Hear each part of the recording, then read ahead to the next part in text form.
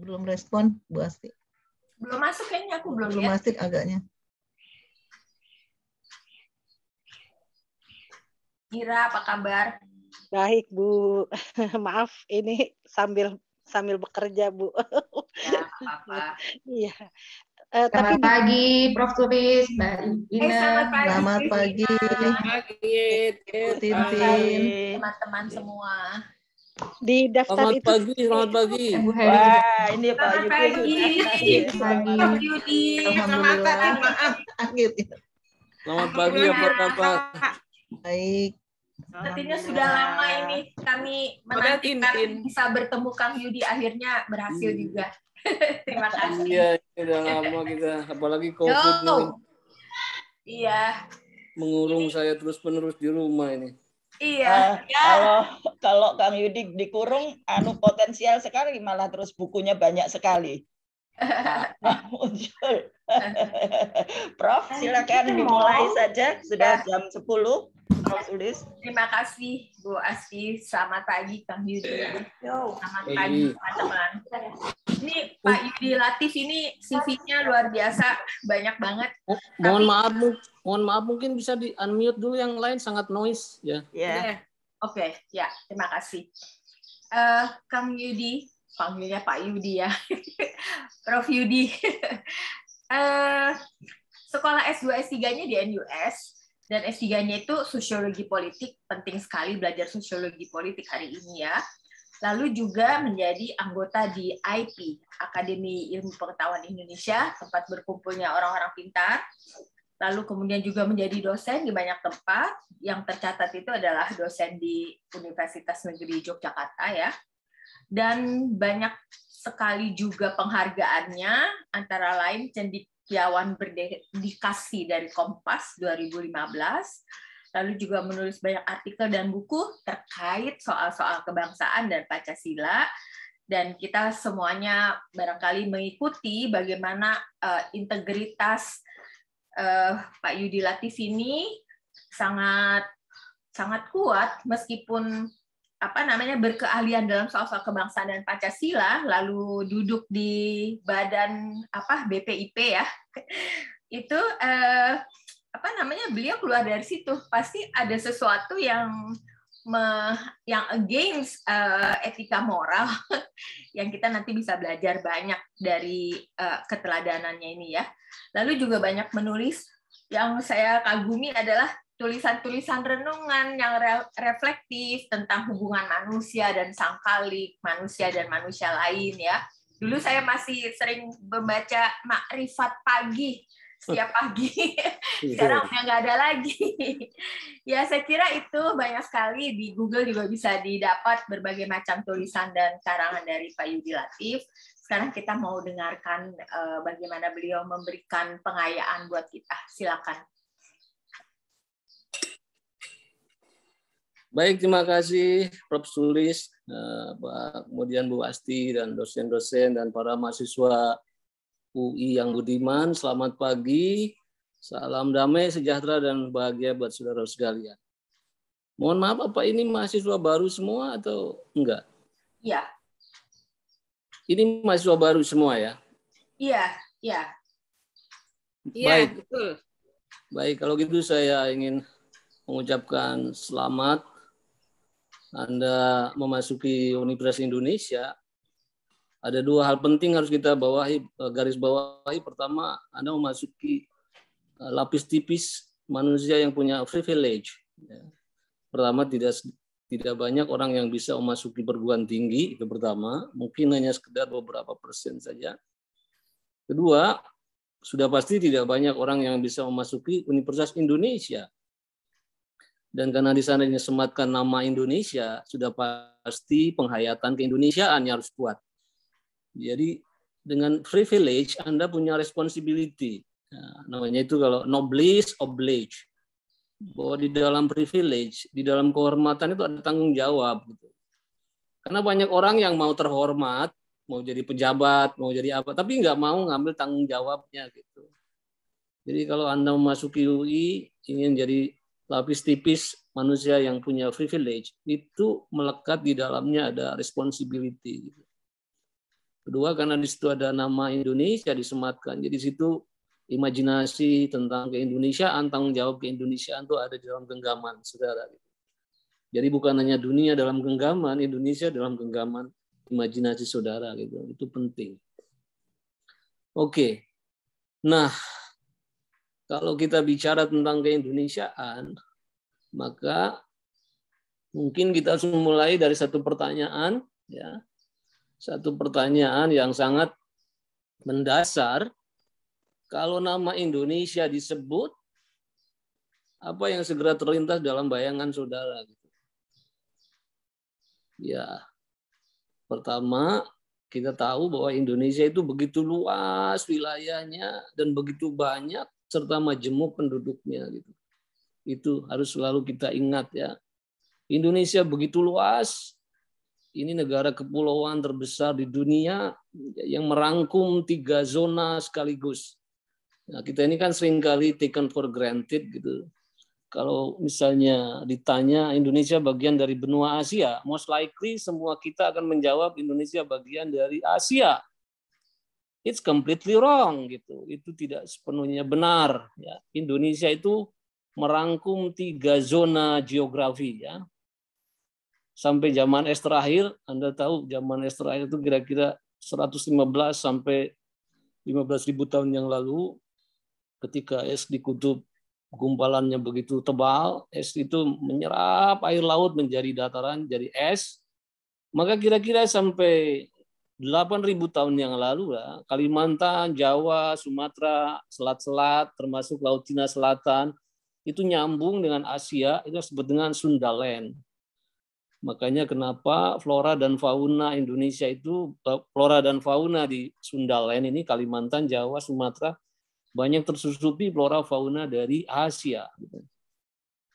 Nah di timur kita dapati Papua, termasuk pulau-pulau sekitar, ya ada pulau Yapen, Waropen, terus bahkan tadinya juga Halmahera, dan itu nyambung dengan Australia yang disebut dengan dataran Sahul. Itu sebabnya kenapa di Papua dan sekitarnya itu flora faunanya share, punya kesamaan dengan flora fauna dari Australia. Jadi dulu kita mungkin keliru seolah-olah kanguru itu binatang khas Australia gitu. Padahal kanguru, binatang-binatang marsupial itu hidup di tanah Papua dan sekitarnya, itu Alor dan lain-lain. Terus antara Kalimantan dan Papua itu ada Sulawesi, ada Nusa Tenggara, ada Kepulauan Nusa Tenggara, Maluku, itu tidak pernah terhubung dengan Asia secara umum lah ya, tidak pernah terhubung dengan Australia, tapi itu kawasan khas Nusantara. Itu namanya dulu Sunda Kecil, kita sekarang lebih terkenal dengan Wallacea. Di sinilah karena dia itu sebenarnya terisolasi, tidak sepenuhnya terhubung pada Asia dan Australia. Di sini tumbuh flora fauna endemik yang di muka bumi ini tumbuhnya hanya di Wallacea, seperti cengkeh, komodo, dan lain-lain. Dan gara-gara ini sebenarnya penjajahan di atas muka bumi itu ditarik. Gitu. Ya sebenarnya di Age of Discovery, apa itu perjalanan Portugis, Marco Polo, Bartolomeo Dias, perjalanan Christopher Columbus, intensinya itu kan menemukan Wallacea sebagai pusat rempah-rempah terpenting dunia pada saat itu. Gitu ya. Oke ya, jadi belum lagi kita ini karena seluruh lempengan-lempengan tektonik, hampir semua lempengan tektonik masuk. Kita ini ada lempengan Australia, ada lempengan Pasifik, lempengan Filipina, lempengan Asia. Nah, lempengan-lempengan tektonik yang saling bertubrukan, corok-mencorok itu menimbulkan satu ekosistem yang sangat variatif. Ada gunung-gunung yang menjulang tinggi, ada ngarai, ada nano, ada sungai, lembah, yang membuat Indonesia itu merupakan salah satu dari 5 negara tercantik di muka bumi gitu. Dan supaya saudara juga tidak selalu merasa murung dengan keindonesiaan, hidup di lempengan tektonik itu memang kita harus bisa menari dengan bencana, tapi sebenarnya juga tadi karena keindahan yang luar biasa, kesuburan, varietas ekosistem. Kalau kita pelajari sejarah peradaban umat manusia di muka bumi, peradaban-peradaban awal di muka bumi, apa itu Mohenjo-daro dan Harappa, Assyria, Babilonia, Mesir, Yunani, Aztek, Maya, itu juga semua ada di pinggiran lempengan-lempengan tektonik. Maka atas dasar itu juga banyak sekarang mulai hipotesis kemungkinan kita juga punya peradaban luhur di masa lampau yang namanya peradaban di Sundaland. Oke, nah dan di dalam keluasan Indonesia ini kita menjadi situs dari segala keragaman dunia. Bung Karno nyebutnya kita ini taman sari dunia, di mana segala keragaman itu hidup, gitu. Ya, 5 sila Pancasila itu menggambarkan keragaman Indonesia dari berbagai sisi. Sila pertama itu keragaman agama, sila 2 keragaman ras. Indonesia itu anak semua ras. Ada ras-ras turunan-turunan Negroid, Papua Melanesoid, khusus Mongoloid. Sebenarnya Cina dan Melayu itu lama rasnya Mongoloid, tapi ada keturunan Kaukasoid, keturunan Arab, keturunan Eropa, ya itu masuk ke Indonesia. Kita juga karena kepulauan, meskipun rasnya tadinya beda, masuk kepulauan Indonesia melainkan varieties etnik yang luar biasa. Indonesia menjadi negara multi etnik terbesar di dunia, lebih dari 1000 etnik. Itu sila ketiga. Kemudian konsekuensi dari itu kita juga melahirkan entitas-entitas kolektif yang beragam, yang kemudian melahirkan multi partai yang kompleks. Dan yang terakhir, kita juga ketika kita bicara sekarang tantangan industri 4.0, 1.0, Indonesia itu masih ada masyarakat yang hidup di zaman batu, era pertanian, dan sebagainya. Lapis berlapis hierarki sosial kita itu kompleks ada. Gitu. Nah, itu yang pertama-tama harus kita bayangkan. Nah, dengan melihat keluasan dan banyaknya dan majemuk Indonesia, maka sebenarnya Indonesia itu miniatur dunia. Jadi kalau kita bisa mengatur Indonesia, sebenarnya dunia memiliki model tentang bagaimana menata perdamaian dunia. Nah, ya, dan oleh karena itu, ya, kalau kita melihat Indonesia seperti ini, kita internally sudah diverse, sudah beragam, ditambah sekarang globalisasi. Ya. Globalisasi itu punya 2 implikasi ya bagi eksistensi negara bangsa itu.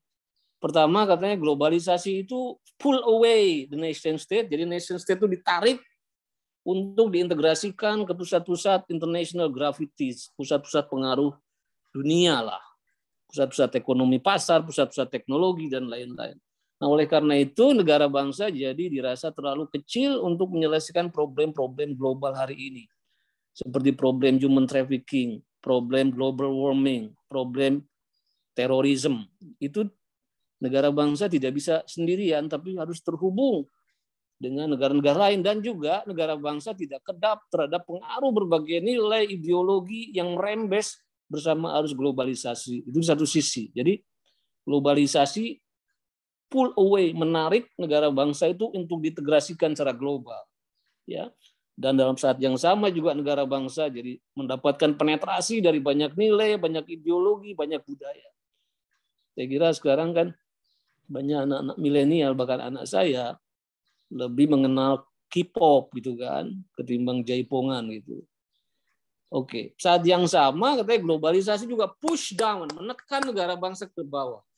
Kalau sesuatu ditekan, itu akan melahirkan luberan-luberan dalam bentuk berbangkitnya kembali sentimen-sentimen kedaerahan, sentimen-sentimen etnis, ya sentimen-sentimen primordial itu bangkit gitu. Nah, oleh karena itu Indonesia mengalami pluralitas internal dan eksternal sekaligus.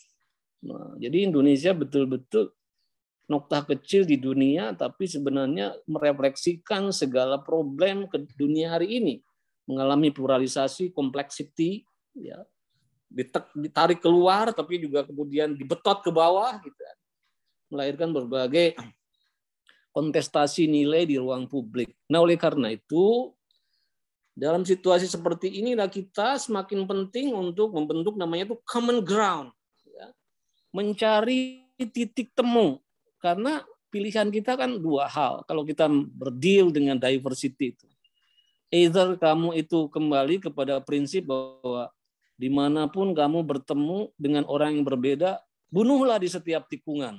Ya, mata dibalas dengan mata, telinga dengan mata dengan telinga. Kalau itu yang terjadi seperti kata Gandhi, dunia akan gelap, dunia akan tuli. Ya. Atau kita harus memiliki satu kapabilitas, ya, satu kapabilitas dasar, yaitu kita harus memiliki kemampuan untuk berdeal, bekerja sama, mencari titik temu dengan yang lain. Dan inilah yang sekarang sedang didefinisikan ulang ya oleh para pemikir dunia. Somehow selama ini seringkali kita dikasih pembelajaran yang keliru gitu. Bahwa hidup ini seolah-olah didrive sejak awal misalnya oleh selfish gene gitu. Misalnya Dawkins ya. Kita itu seolah hidup itu sudah di gennya sendiri, sudah gen yang selfish gitu. Ya.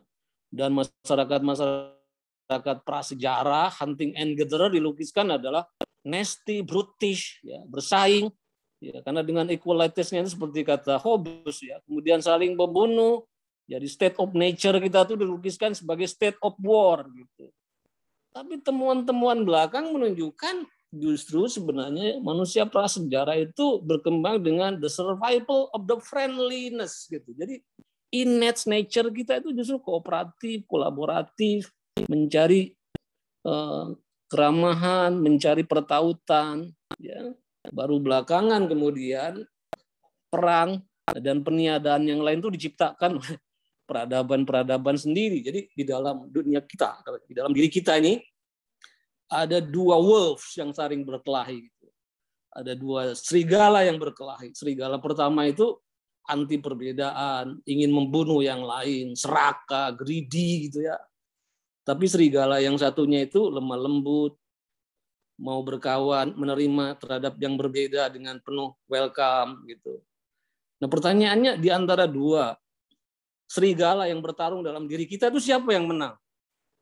Katanya yang menang adalah serigala mana yang dikasih makan paling banyak gitu. Jadi kalau kita memberi makan serigala yang cenderung selfish, cenderung ingin membunuh yang berbeda, ya itu yang menang adalah serigala seperti itu gitu. Jadi kalau kita membayangkan serigala yang hidup itu adalah serigala yang compassion, serigala yang mau kooperatif, kolaboratif, maka kita juga harus memfeeding ya kedirian kita dengan nilai seperti itu gitu. Dan disitulah Pancasila bekerja gitu. Ya, Pancasila bekerja. Sebelum itu saya ingin memulai dulu ya, sebelum menguraikan lebih jauh. Oke, sekarang saya tidak ingin memulai dari deduktif, tapi satu pengalaman empirik. Why nilai-nilai Pancasila itu dibutuhkan untuk masyarakat yang makin majemuk, makin kompleks. Kenapa justru sekarang umat manusia di muka bumi justru di dalam mulai tercecernya kelemahan kemampuan kapitalisme menjawab problem-problem global, tapi saat yang sama kolektivisme ala komunisme juga tidak mampu menjawab dinamika pertumbuhan masyarakat. Kenapa orang mulai melirik satu sistem nilai yang more likely seperti Pancasila itu? Why? Kita bisa uji coba, ya, bisa dilihat dari kenyataan induktif. Apa yang saya sebut kenyataan induktif itu, yaitu dari kenyataan COVID hari ini. Ya, kenyataan COVID hari ini. Saudara sebagai kaum terdidik, ini jangan biarkan COVID ini berlalu tanpa pembelajaran. Ya. Ini kan satu gejala alam yang bisa recurrence, tapi itu bisa jangkarnya lama. Tapi mestinya setiap ada pandemi seperti ini biasanya manusia itu belajar. Apa yang bisa diambil dari pelajaran? Jadi terlalu berharga COVID ini untuk tidak membuat kita belajar. COVID ini karena bahasa alam, bahasa kejujuran, otentik, dia tidak bisa dilawan dengan pencitraan atau hanya dengan sogokan gitu. Oleh karena itu dia bisa mengungkap sisi-sisi terlemah dari sistem kebudayaan kita. Sistem sosial kita, sistem sosial budaya. Kalau ada masalah dalam sistem sosial budaya kita, COVID bisa mengungkapnya dan memukul negara itu tanpa ampun. Kita coba ya, kita akan lihat. Pertama, ya, dari aspek nilai, tata nilai tadi. Apakah nilai yang kita kembangkan itu nilai selfish, nilai semata-mata melihat yang lain itu sebagai pesaing, perbedaan itu harus dihabisi, atau nilai kooperatif, kolaboratif, peaceful, koeksisten. Coba kita lihat. Bagaimana COVID membelejetin itu. dan nilai mana yang membawa manusia kemungkinan survive di dalam mengarungi globalisasi itu. Kita lihat, negara boleh sehebat Amerika Serikat. Amerika Serikat itu pusat alutsista terhebat dunia, pusat medis terhebat dunia, pusat ekonomi terbesar dunia, pusat ilmu pengetahuan terhebat dunia, pusat alutsista kemiliteran terhebat di dunia. Tapi begitu nilai-nilai kewargaannya mulai tercabik, ya, solidaritasnya mengerut, melihat yang lain dengan semangat xenofobik yang berbeda sebagai sesuatu yang dikucilkan, Black Lives Matter mengemuka kembali, white supremacy juga merajalela, divided itu elit, gak ada ampun. Di saat nilainya seperti robek, seperti itu dipukul oleh COVID, dan kita tahu sekarang Amerika itu menjadi negara dengan korban, ya, korban COVID ini jauh lebih besar ketimbang korban Perang Dunia I dan Perang Dunia II. Dan ini masih akan terus berkembang karena di sana orang-orang yang nolak vaksin juga masih banyak. Oke, jadi kamu mau negara sehebat apapun, kalau tidak punya satu sistem nilai yang mendukung peaceful coexistence, ya, toleran, bisa melawan perbedaan, ya, kita bisa melihat yang berbeda bukan sesuatu yang dihabisi, tapi harus semakin mengarifkan, semakin memperkuat, semakin learning, dipukul, habis. Gak ada ampun. Nah, kedua, morality itu need institution, ya. Jadi kata Why Nation Fail, ya, itu dari Daron Acemoglu dan Jim Robinson. Jadi dia bilang apa yang membuat satu negara bisa bertahan, apa negara itu collapse. Dan kadang-kadang misalnya dia tunjukkan, ya, di Amerika itu ada Arizona wilayah Meksiko, Arizona wilayah Amerika. Klimatologinya sama, ekosistemnya sama, jenis tanahnya sama, atau misalnya kalau Indonesia lah, gak usah ke sana. Singapura dan Batam, itu lautannya sama, jenis tanahnya sama, iklimnya sama. Tapi kenapa Singapura maju? Sementara Batam iklim enggak, mati tak mau. Yang membedakan apa? Tata kelolanya, governance-nya, ya. Bagaimana public governance-nya dikelola, ya, semua dikelola, itu menentukan. Dan begitu tata kelola dalam satu negara itu bermasalah, elite rivalries, tidak ada otoritas terhadap pemerintahan, mengalami delegitimasi, COVID bisa mengungkap itu dan menghajarnya. Contohnya adalah Malaysia, ya. Malaysia itu sekarang masih terhuyung-huyung sebagai dampak dari elite rivalries, di mana Perdana Menteri waktu itu tidak didukung oleh suara legitimate, suara mayoritas di parlemen, dan itu akibatnya konsentrasi governance-nya tidak fokus pada penanganan COVID. Dan begitu kemudian government-nya bisa di-settle down, terlanjur, COVID-nya sudah merajalela. Ya, jadi ini satu contoh yang bisa kita lihat, ya. Betapa tata kelola itu kalau tidak dikerjakan secara benar, itu kemudian akan jadi masalah. Di sini kita akan bicara nanti bagaimana sistem hukum, bagaimana distribusi kekuasaan, ya, bagaimana hubungan pusat dan daerah, bagaimana pemilu jalankan, bagaimana sistem representasi kita kelola, itu akan menunjukkan the survival dan daya resiliensi dari satu negara. Nah, yang terakhir, tentu saja kita juga bisa belajar dari COVID. Ya. Ada negara-negara yang relatif bisa merespon kebutuhan-kebutuhan untuk penanganan COVID. Kalau kita ingin lockdown, berarti harus punya derajat tertentu kesejahteraan untuk bisa menghidupi rakyat. Di sana juga ada keperluan tentang untuk memproduksi vaksin sendiri atau harus membeli vaksin. Semuanya itu menyangkut aspek tata sejahtera kita.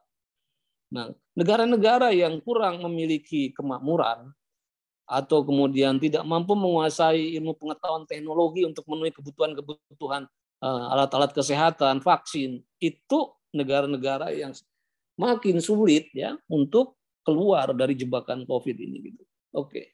Jadi ini adalah satu kenyataan, dan semua ini kalau kita perhatikan, ya, jadi kalau kita perhatikan tata nilai ini menyangkut mental, spiritual karakter, tata kelola itu bagaimana institusi hukum, sosial politik kita tata, dan tata sejahtera bagaimana kemakmuran dan distribusinya itu kita kembangkan secara baik. Itulah menjadi dasar kemajuan dan daya resiliensi suatu bangsa, atau yang kita sebut sebagai inilah yang jadi tiga pilar dari perkembangan peradaban. Jadi jatuh bangunnya peradaban atau jatuh bangunnya negara itu sangat ditentukan oleh aspek tata nilai, mental, spiritual karakternya, tata kelola, institusi sosial politiknya, dan tata sejahtera. Bagaimana ekonomi kemakmuran yang inklusif itu bisa kita kembangkan. Nah, kalau kita lihat ini, maka begitupun dengan cara kita bernegara Indonesia. Maka kita lihat Pancasila itu sudah diakui, ya, nilai-nilainya itu sangat relevan dan selalu punya viability, daya hidup untuk merespon tantangan zaman. Jadi Pancasila secara konsepsi itu sudah proven. Cuma persoalannya, kenapa Indonesia memiliki konsepsi macam Pancasila, tapi kita mengalami kerentanan dalam banyak hal. Ya, kerentanan dalam tata nilai, tata kelola, tata sejahtera. Coba kita nilai, kita evaluasi deh. Dalam hal tata nilai, ya bagaimana Indonesia? Tadi kita bicara negara lain. Ketika COVID ini terjadi, di satu sisi justru kita lihat, manakala nilai-nilai Pancasila itu dijalankan, itulah yang menolong daya survive kita. Contohnya apa? Ternyata nilai gotong royong itu masih hidup di tengah masyarakat. Jadi misalnya tadinya kita tidak punya masker, ibu-ibu bekerja sama bergotong royong memenuhi kebutuhan masker. Ada banyak kasus di satu komunitas pemukiman, satu keluarga yang kena COVID, itu tetangga sebelahnya itu menggantungkan makanan tiap hari di pagar rumah itu gitu. Dan itu fantastik. Jadi itu namanya satu indeks ya, satu indeks yang dikeluarkan oleh World Charity Index di Inggris ya. Menobatkan Indonesia di masa COVID dan sebelum COVID juga, itu negara yang paling dermawan di dunia, the most generous country in the world. Jadi Indonesia itu mungkin satu-satunya achievement yang membanggakan sampai hari ini, bahwa nilai-nilai gotong royong itu masih hidup di jantung masyarakat, dan Indonesia masih dinobatkan sebagai negara paling dermawan di dunia. Dan inilah yang bisa menjadi safety nets ya, ketika negara tidak memiliki banyak kemampuan untuk mensubsidi rakyat, ya, tapi masih ada ya sosial jaringan sosial yang bisa memenuhi kebutuhan hidup sehari-hari. Tapi saat yang sama kita lihat, ketika basis nilai di komunitas relatif bertahan, justru di tingkat elit kita menemukan masalah. Kita lihat ada elite rivalries, baik itu antara Pemda tingkat 1 lewat tingkat 2, Pemda tingkat 1, tingkat 1 lewat pusat. Kadang-kadang antar otoritas kementerian juga bisa berbeda-beda pandangan. Dan Indonesia negara yang begitu posturnya besar, cakupannya luas, ketika menangani COVID itu tergagap-gagap dan menempuh berkali-kali solusi-solusi bukan sistemik tapi ad hoc gitu. Kalau kita balik ke undang-undang tentang pandemi, itu kan jelas dinyatakan kalau terjadi pandemi otoritas apa yang ambil tanggung jawab? Ya otoritas terkait, ya. Tapi kita lihat faktanya kita berganti-ganti ya, panitia-panitia ad hoc. Berarti besarnya postur negara dan cakupan negara itu tidak membuat kita efektif ya. Oke, jadi di sini kita lihat ya, kita melihat bagaimana bahkan polarisasi ini masih terjadi ketika kita COVID itu perlu kekompakan, elit ya, dan kemudian konstituen elit itu terus berantem di ruang publik ya. Dan seringkali polarisasi itu dibentuk oleh kepentingan-kepentingan elit juga ya, seperti di Amerika lah. Sebenarnya populisme di Amerika itu kan anti establishment. Jadi orang pekerja kulit putih yang mulai tersisih itu anti kemapanan. Tapi kan semangat seperti ini bisa dikomporin, istilah-istilah kita, dikomporin oleh elit juga kayak Trump dan lain-lain. Nah, Indonesia juga seperti itu. Polarisasi di akar rumput itu justru diorkestrasikan oleh elit politik. Itu yang membuat kita ini di satu sisi di dalam tata nilai ini ada aspek positif yang kita lihat. Tapi kalau kita lihat ke dunia politik, justru di situ masalah kita. Bahwa nilai-nilai Pancasila itu justru problematiknya ada di dalam political community. Nah, padahal kan itu diamanatkan ya di dalam penjelasan pokok pikiran keempat, pembukaan Undang-Undang Dasar 45 disebutkan. Negara berdasarkan ketuhanan yang Maha Esa, berdasar kemanusiaan yang adil dan beradab, mengendaki adanya undang-undang yang mewajibkan para penyelenggara negara untuk menjunjung cita-cita kemanusiaan dan cita-cita moral rakyat yang luhur. Jadi nilai Pancasila itu pertama-tama justru dititipkan pembudayaannya itu kepada elit, gitu, para penyelenggara negara. Gitu. Itu problematiknya. Oke. Kemudian sekarang tata kelola. Tadi saya sudah mengatakan tata kelola kita tadi ya bahwa perubahan dari Orde Baru ke Orde Reformasi itu tidak membuat postur negara kita itu makin kecil, ya, tapi makin luas. Nah, dulu logika desentralisasi itu mestinya dengan desentralisasi berbagai peran-peran pemerintah pusat itu bisa diserahkan ke daerah, dan oleh karena itu pemerintahan pusat harus semakin mengalami streamlining gitu ya. Nah, tapi nyatanya kan tidak terjadi, jumlah kementerian tetap banyak ditambah dengan berbagai komisi-komisi yang jumlahnya itu ratusan, tumpang tindih, ditambah satgas-satgas tadi. Dan dengan begitu banyak besar dan luasnya cakupan negara tadi, ternyata efektivitasnya itu di masa COVID ini masih bermasalah gitu. Itu baru satu contoh kasus gitu. Dan seringkali juga kalau kita belajar ke Amerika, orang boleh berdebat setengah mati, berbeda pandangan, tapi biasanya tidak sampai merubah basic structure dari konstitusi. Basic structure konstitusinya tidak pernah diubah.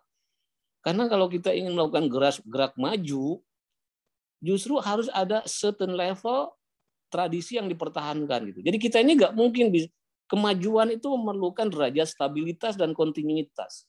Jadi harus ada tradisi yang dipertahankan, ya. Makanya kan kayak Edmund Burke itu mengecam revolusi Prancis karena revolusi itu betul-betul memenggal habis seluruh warisan tradisi dari masa lalu, meskipun banyak hal-hal baik dari masa lalu yang harus dipertahankan. Dan itu memerlukan berapa puluh tahun sampai ke Napoleon untuk stabilitas bisa tercapai. Gitu. Ya. Nah, kita lihat tata kelola kita itu seringkali tidak mampu mempertahankan basic structure dan mengubahnya itu secara nggak keruan gitu. Mana yang fundamental, mana yang instrumental nggak bisa dibedakan. Ya, itu yang membuat kenapa setiap ada lompatan ke depan kita sering harus mulai dari scratch, ya. Karena kita nggak tahu mana basic structure yang kita pertahankan, mana harus kita ubah. Gitu. Tapi di sisi lain, kalau kita ingin maju, kalau tadi kan berarti kita harus mempertahankan elemen-elemen dari masa lalu yang positif. Di sisi lain, tata kelola juga kita tidak mungkin bisa maju, ya, kalau kita tidak terus sistem tata kelola itu diadaptasikan dengan perkembangan baru. Ya, contohnya, makanya sekarang ketika kita bicara tantangan industri 4.0 kan itu yang menjadi demam di kita. Tapi di dunia lain mengatakan setiap ada perubahan lingkungan teknologi, sistem tata kelola negara juga perlu di-adjust. Jadi misalnya kalau dulu ya kita memerlukan tangan-tangan negara yang luas gitu. Nah, sekarang dengan digital ya itu bisa dengan e-government, e-procurement dan lainnya yang memungkinkan proses streamlining. Negara itu tidak perlu terlalu gemuk ya. Governance tidak perlu lagi seperti rowing. Rowing itu mendayung. Mendayung kan perlu otot-otot yang kuat gitu. Tapi sekarang cukup dengan steering, mengemudi. Jadi negara itu fungsinya hanya mengkoordinasi, mengorkestrasikan gitu ya. Ya, mengemudi gitu. Dan oleh karena itu tata kelola yang kita harapkan adalah mencari satu pembagian peran yang proper antara peran negara atau pemerintah kalau istilah kita, peran komunitas dan peran pasar atau dunia usaha. Kita lihat lagi contoh kasus vaksin di Indonesia. Tadinya negara berpretensi untuk mengkoordinir, mendeliver vaksin ini sendirian gitu. Dan itu lambat, banyak vaksin yang mubazir, terbuang sia-sia. Baru belakangan, ya negara sadar Indonesia itu kekuatannya di komunitas. NU berteriak, kenapa kita nggak diajak ngomong? PGI dan lain. Baru belakangan akhirnya kita lihat, ya tentara ikut, polisi ikut, kampus-kampus ikut, PGI, macam-macam lah, institusi agama ikut. Barulah Jakarta dengan cepat vaksinasi terjadi, meskipun kemudian diklaim sebagai keberhasilan pemerintahan Jakarta. Gitu. Faktanya itu menunjukkan bahwa tata kelola ke depan harus mencari keseimbangan antara peran negara, peran komunitas, dan peran dunia usaha secara proper. Gitu. Nah, oleh karena kita harus selalu adjust. Dan akhirnya adalah tata sejahtera. Kita lihat di sini, kok bisa di masa pandemi ini Indonesia yang menjadi pusat bahan pangan terkaya di dunia.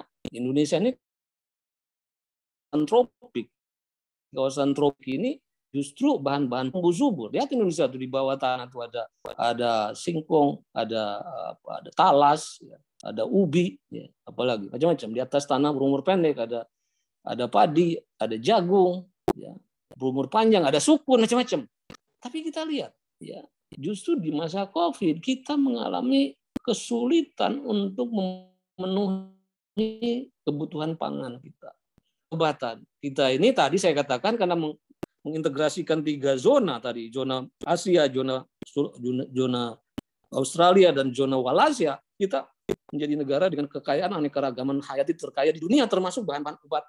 Tapi kita lihat, ketika COVID menerjang kita, kita juga banyak kebutuhan-kebutuhan obat-obatan, APD dan lain-lain tidak mampu kita penuhi sendiri gitu. Ekonomi kita tumbuh, ternyata selama ini ekonomi kita tumbuh hanya dengan mengandalkan sektor konsumsi yang berbasis import.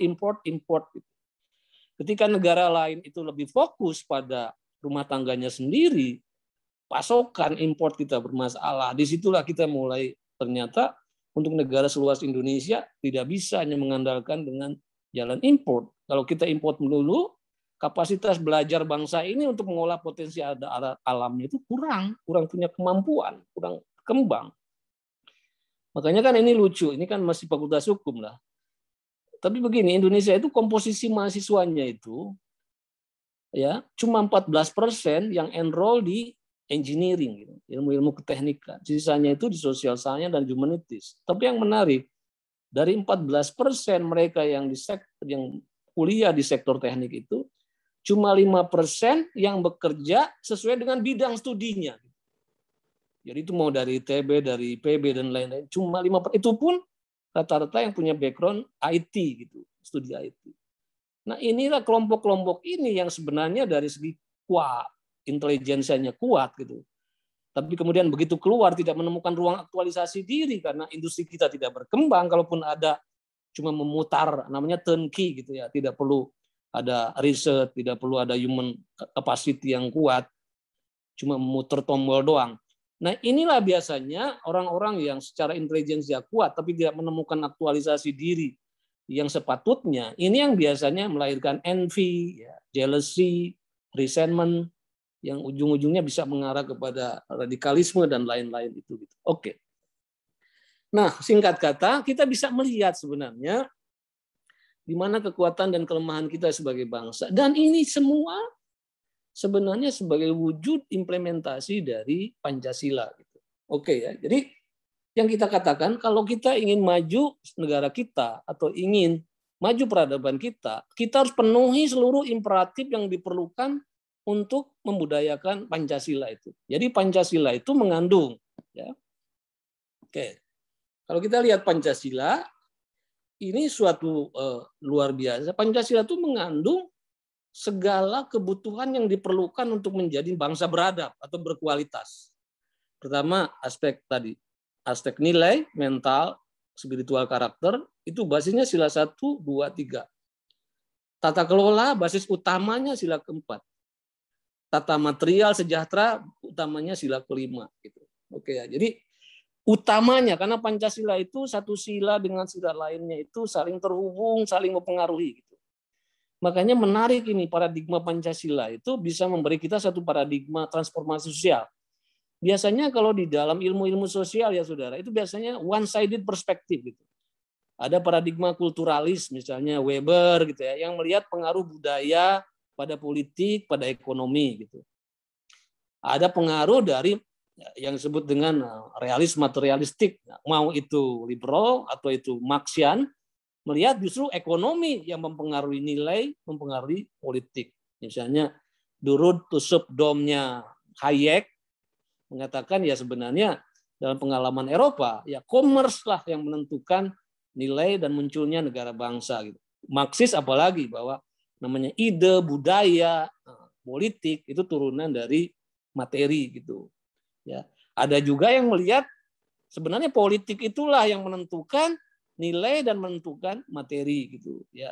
Nah, kalau Pancasila menarik, satu sila dengan sila lainnya itu saling terkait, oleh karena itu memungkinkan terjadinya satu model ya, satu model transformasi sosial yang sifatnya dynamic gitu. Jadi nilai mental karakter mempengaruhi tata kelola, mempengaruhi materi, begitupun yang lainnya saling mempengaruhi. Oke. Pertama, sila 1, 2, 3 itu basis utama ya, basis utama dari aspek nilai. Apa sebenarnya 1, 2, 3 ini? 1, 2, 3 itu sebenarnya itu cerminan dari spiritualitas Nusantara. Ya, mulai dari Aceh, Batak Toba sampai ke timur, ya, atau mulai dari ajaran-ajaran Islam, ajaran-ajaran Trita Karana, Bali, Tritangtunya Sunda, dan Wetutilunya Lombok, naskah-naskah Ilagaligo, Bugis Papua, selalu melukiskan harmoni di dalam keragaman itu bisa dicapai kalau manusia mampu membangun relasi harmonis dengan dunia atas. Dunia atas itu sang pencipta, dunia tengah itu artinya dunia dengan sama manusia, dan dunia bawah yaitu alam semesta. Ya, nah jadi dalam mulai jadinya Bolon, Batak Toba begitu ya. Nah, di Sunda ada ajaran Tritangtu. Ya, Tritangtu itu Aji Luhung, bukan Haji Lulung ya, Aji Luhung, Aji Komara, Aji Wiwaha. Di Bali ada ajaran Trihita Karana, Sang Hyang Karana, manusia buana. Nah, di dalam Islam itu ada ajaran Hablum minallah, Hablum minannas, hubungan baik dengan sama manusia, dan yang ketiga ini Hablum minal alam. Ini jarang sekali para pengkhotbah kita yang mengingat poros ketiga ini. Hubungan baik dengan tanah air, hubungan baik dengan alam. Padahal gak kurang-kurang ayat di dalam Al-Quran yang menekankan perlunya manusia membangun relasi baik dengan ruang hidup di mana kita. Dan disimbolisasikan kan dalam ibadah haji atau umroh gitu. Setelah pakaian ihram kan dilarang 2 hal, membunuh binatang, menebang pohon-pohonan. Dan di dalam ajaran Islam juga pengertian umat, nah ini pengertian umat itu dulu atau setidaknya di dalam pemandangan Al-Quran itu luas banget gitu. Sekarang kalau umat Islam saja masih lumayan. Kadang-kadang umat Islam juga sudah mulai dikapling-kapling gitu. Umat NU, umat Muhammadiyah, umat apa lagi lah gitu. Padahal dulu di dalam tradisi Nabi di Madinah, dan ini juga ada di dalam Al-Quran. Kana nasu ummatan wahidah. Seluruh manusia itu umat yang sama. Umat itu satu totalitas makhluk gitu. Bahkan flora fauna juga dianggap sebagai umat gitu. Kan ada ayat ya dalam Al-Quran itu bunyinya gini. Wa ma min dabatin fil ardi wala ta'irun yatiru bijana'i illa ummamun amsalum. Tidak ada binatang melata dan burung-burung yang mengepakkan sayapnya di angkasa, melainkan mereka juga umat seperti kalian.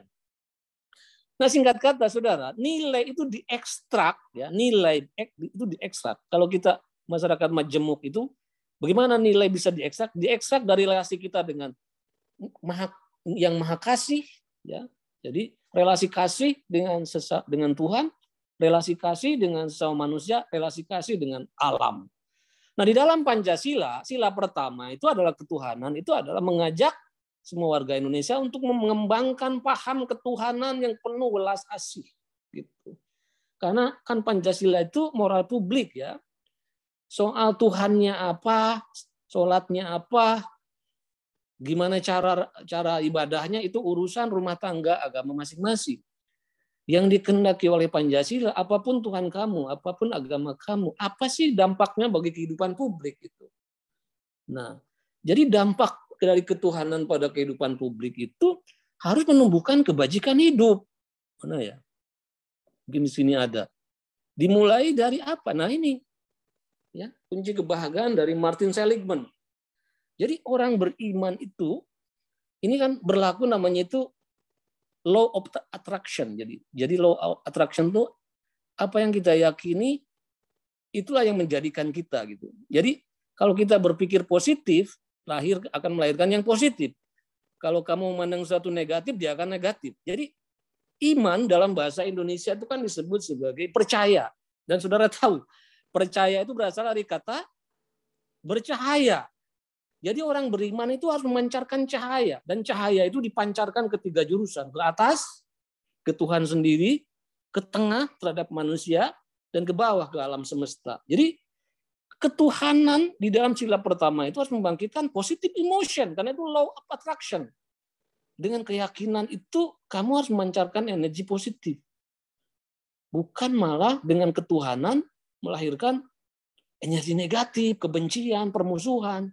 Itu gak ada gunanya bagi kehidupan publik itu. Jadi ketuhanan harus memancarkan emosi positif. Hanya dengan emosi positif kita bisa engage, terlibat di dalam pergaulan. Dan riset-riset sosial menunjukkan kota atau negara di mana orang tuh lebih engage, lebih terlibat dalam pergaulan aktivitas, itu lebih dinamik, lebih kreatif gitu. Kelompok-kelompok kota yang terlalu banyak mager, malas gerak, terkunci dalam bunker identitas masing-masing, itu rata-rata tidak melahirkan kota-kota kreatif gitu. Jadi positive emotion membangkitkan engagement.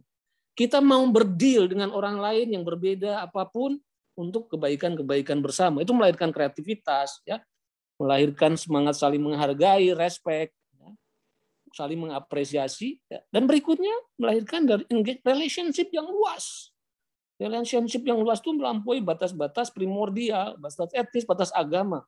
Dan ternyata sukses hidup ini, nah saya harus tekankan ini pada teman-teman di UI.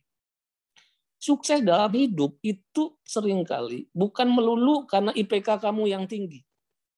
Sukses hidup itu dibangun oleh jaringan-jaringan connectivity dan inclusivity. Jadi semakin banyak kita terkoneksi, semakin luas pergaulan kita, itu kemudian kita itu makin banyak berkah, ya.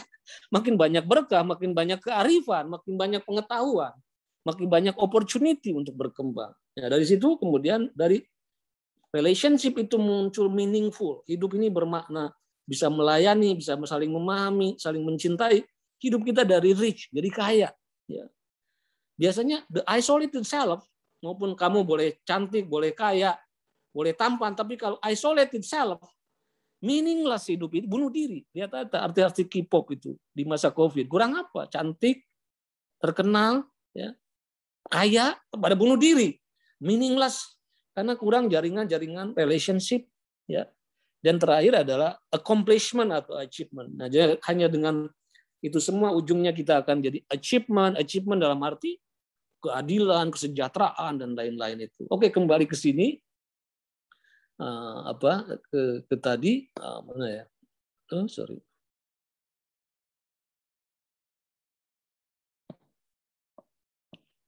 Oke, kembali ke sini. Sini. Oke.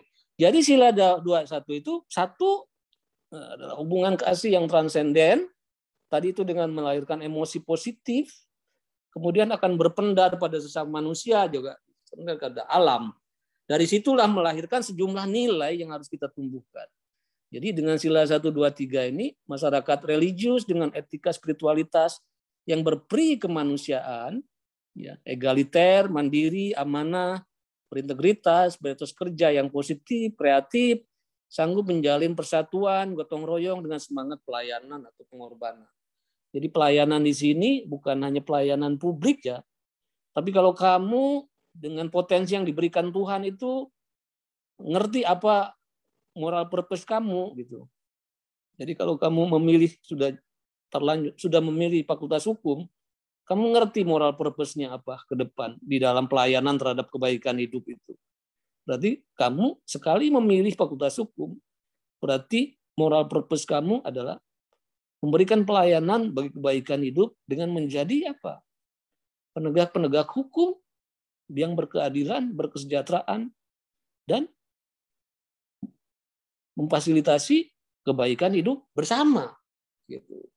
Karena tujuan terakhir dari yang ultimum di dalam hidup bersama itu kan happiness. Gitu.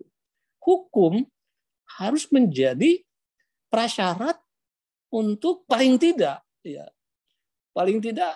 dalam prinsip utilitarian Jeremy Bentham lah, tapi itu minimum. Jadi kan dia bilang negara yang baik itu adalah negara yang bisa memaksimalkan kebahagiaan, the greatest happiness of the greatest number. Dan hukum harus memfasilitasi semakin banyaknya pencapaian kebahagiaan. Bukan makin banyak undang-undang makan orang jadi tambah stres, tambah bingung. Nah, pelayanan di situ artinya begitu. Kita harus sekali kamu memilih, kamu tahu tujuan moral dalam hidupmu. Oke. Yang kedua, nah ini. Ranah tata kelola basisnya sila keempat. Basis utama, ingat ya, utama. Karena ini terkait satu sama lain. Intinya apa sih kalau kita ingin menata? Jadi morality itu need institution. Kita boleh budayakan nilai-nilai itu di sekolah dan lain-lain. Tapi kalau institusinya nggak kompatibel, orang pribadi-pribadi yang sudah baik itu bisa saja diburuk gitu. Contoh lah, Kenapa ya orang Indonesia yang sering punya kecenderungan untuk menabrak gitu, lampu merah atau apa gitu. Kalau ke negeri jiran, kok bisa tiba-tiba taat lalu lintas gitu.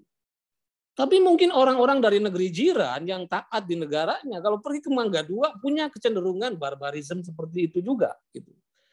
Jadi tata kelola itu menentukan nilai itu diperkuat atau justru nilai itu jadi kemudian didegradasi gitu. Itu tergantung pada institusi yang kita kembangkan. Nah, institusi yang ingin kita kembangkan tuh pakemnya sebenarnya gini. Pakemnya tuh gampang. Kalau saya ditanya, apa sih demokrasi Pancasila itu apa sih? Gampangnya gini. Lihat aja di dalam Pancasila itu pemerintahan atau demokrasi itu sila keberapa? Sila keempat. Sila keempat itu diapit oleh sila ketiga, yaitu Persatuan Indonesia. Dan sila kelima, yaitu keadilan sosial bagi seluruh rakyat Indonesia. Nah, jadi artinya di sini tata kelola kita ini pertama diandaikan pemerintahan itu hanya bisa dijalankan kalau punya prasyarat integrasi nasional. Sebaliknya setelah pemerintahan dijalankan, itu harus memperkuat persatuan nasional. Bukan demokrasi malah mengarah pada perpecahan nasional. Kedua, setelah pemerintahan dijalankan harus mengarah pada keadilan sosial yang lebih baik. Karena buat apa pemerintahan kalau tidak bisa mengurangi kesenjangan? Gitu. Ini kan sebenarnya sudah diandaikan dalam pikiran-pikiran liberalisme klasik sendiri, mau itu John Locke, mau itu Adam Smith, mau itu dan lain-lain. Ya sebenarnya tugas utama kalau mekanisme hidup itu sepenuhnya diserahkan pada kebebasan individu, pada kompetisi itu tak terhindarkan inequality itu terjadi. Tapi inequality itu bisa menekan, menghabisi kebebasan juga, mengancam liberty itu. Ketidaksetaraan itu bisa mengancam liberty. Maka some level of liberty itu bisa diserahkan pada negara supaya antara lain bisa punya fungsi redistributif yang dengan fungsi redistributif itulah keseimbangan tatanan hidup dan kebebasan bisa dipertahankan gitu. Jadi negara itu harus punya fungsi distributif, fungsi pada keadilan. Kalau dengan demokrasi malah mengalah pada ketidakadilan, berarti ada masalah di dalam sistem tata kelola kita. Singkat kata, ini rumusannya. Bahwa negara yang kita ingin kembangkan itu negara hukum, bukan Rechtsstaat, bukan Machtsstaat. Ya. Negara hukum, law, rule of law.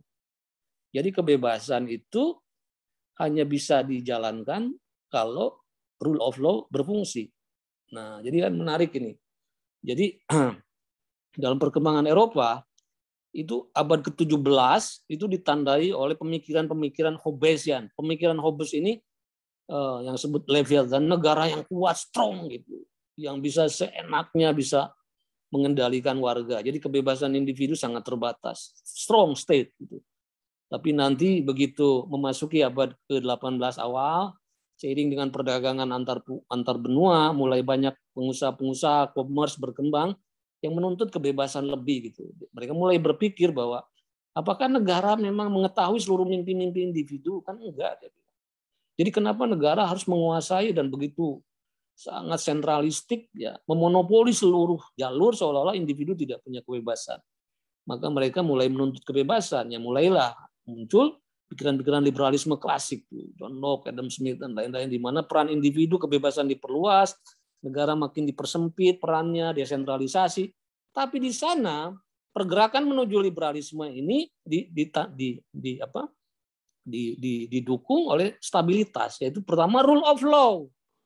Kebebasan tanpa rule of law, wah itu bisa jadi anarki, barbarian gitu. Kedua adalah accountability, gitu. Sistem akuntabilitasnya harus jelas. Ketiga adalah sistem meritokrasi. Nah, oke, jadi kalau kita ingin mengarah kepada people consent demokrasi, hukum rule of law harus dijalankan. Rule of law beda dengan rule by law. Selama ini seringkali kalau rule of law itu artinya semua elemen, mau yang paling superior sekalipun, seperti presiden, harus tunduk pada hukum. Jangan tergelincir menjadi rule by law. Jadi kekuasaan seringkali membuat undang-undang menggunakan hukum hanya untuk menghukum yang inferior, tapi yang superior sendiri kebal hukum gitu. Itulah yang sekarang muncul pikiran kok hukum kita ini kok cenderung tajam ke bawah tapi mandul ke atas gitu. Oke, rule of law tapi dengan sistematik kekeluargaan, sistematiknya kooperatif tadi, ya, yang turunannya ke bawah, yaitu 2 negara kita itu. Para pendiri bangsa mengatakan pertama dengan rule of law itu harus kemudian disertai pertama negara persatuan. Negara persatuan ini adalah negara yang bisa mengatasi paham perseorangan dan golongan. Artinya negara yang kita bangun bukan menuju pada negara liberal kapitalistik, tapi bukan juga negara golongan. Golongan di sini maksudnya kelas, negara kayak diktator komunisme gitu. Nah, itu yang pertama. Tapi negara golongan, semua negara persatuan mengatasi paham perseorangan golongan yang bisa diwakili oleh berbagai unsur kekuatan rakyat, mengintegrasikan seluruh kekuatan rakyat. Yang berikutnya adalah negara keadilan, bahwa mereka mendefinisikan negara adalah organisasi kemasyarakatan yang bertujuan untuk menyelenggarakan keadilan sosial. Nah, jadi singkat kata, kalau kita ingin menyusun legal drafting, menyusun undang-undang, menyusun hukum, menyusun tata kelola, apalah tata kelola otonomi, tata kelola pemilu, ingat pertama adalah basisnya adalah rule of law. Kedua, apa implikasinya pada persatuan? Apa implikasinya bagi keadilan? Itu harus selalu menjadi pegangan.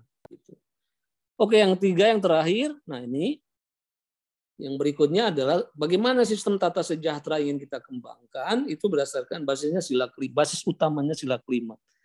Intinya gini deh, ekonomi Pancasila itu ekonomi yang berkehendak untuk membangun kemakmuran yang inklusif atau kemakmuran yang berkeadilan, ya. Kemakmuran yang berkeadilan, kemakmuran yang inklusif. Kalau kemakmuran itu cara menumbuhkannya, kalau keadilan cara membagikannya. Nah, para pendiri bangsa dulu, para framers konstitusi kita, karena anak kandung dari zamannya, itu lebih menekankan pada cara membaginya. Jadi lebih menekankan pada keadilan redistributifnya, ya. Utamanya seperti pasal 33. Wajar karena waktu itu kita baru keluar dari cengkraman dari kapitalisme, kolonialisme, kemiskinan merajalela, ya, survival hidup manusia ditentukan, ya. Jadi kesenjangan waktu itu juga ada kelompok-kelompok yang pengusaha-pengusaha Eropa dan lain-lain di sangat omnipresent, sangat powerful, yang lain miskin. Jadi pikiran kemerdekaannya itu utamanya adalah bagaimana cara mendistribusikan kemakmuran, cara mendistribusikan kesejahteraan itu. Jadi tekanannya lebih pada keadilan distributif, yaitu keadilan dalam mendistribusikan harta, mendistribusikan opportunities, dan mendistribusikan privilege. Gitu. Jadi keadilan sosial itu justice in terms of distribution of wealth, opportunities, and privilege. Nah itu basisnya seperti mulai dari pasal 23, pasal berapa lagi? 27 kalau nggak salah. Basic need itu lupa saya. Oke, pasal 33 dan terakhir ada pasal 34. Tapi semua itu tekanannya lebih pada keadilan distributif gitu. Tapi jangan lupa soal kemakmuran ini bukan hanya soal cara membaginya, karena terbukti ya banyak dana yang dideploy untuk mengatasi kemiskinan. Yet property remain intact, property tetap gitu. Nah, jadi banyak dana-dana internasional, subsidi-subsidi negara ini juga dideploy untuk mengatasi kemiskinan, tapi kemiskinan tidak beringsut. Nah, oleh karena itu kita juga harus tahu cara memakmurkannya. Tujuan yang ingin kita capai itu kemakmuran. Prosper country bukan rich country gitu.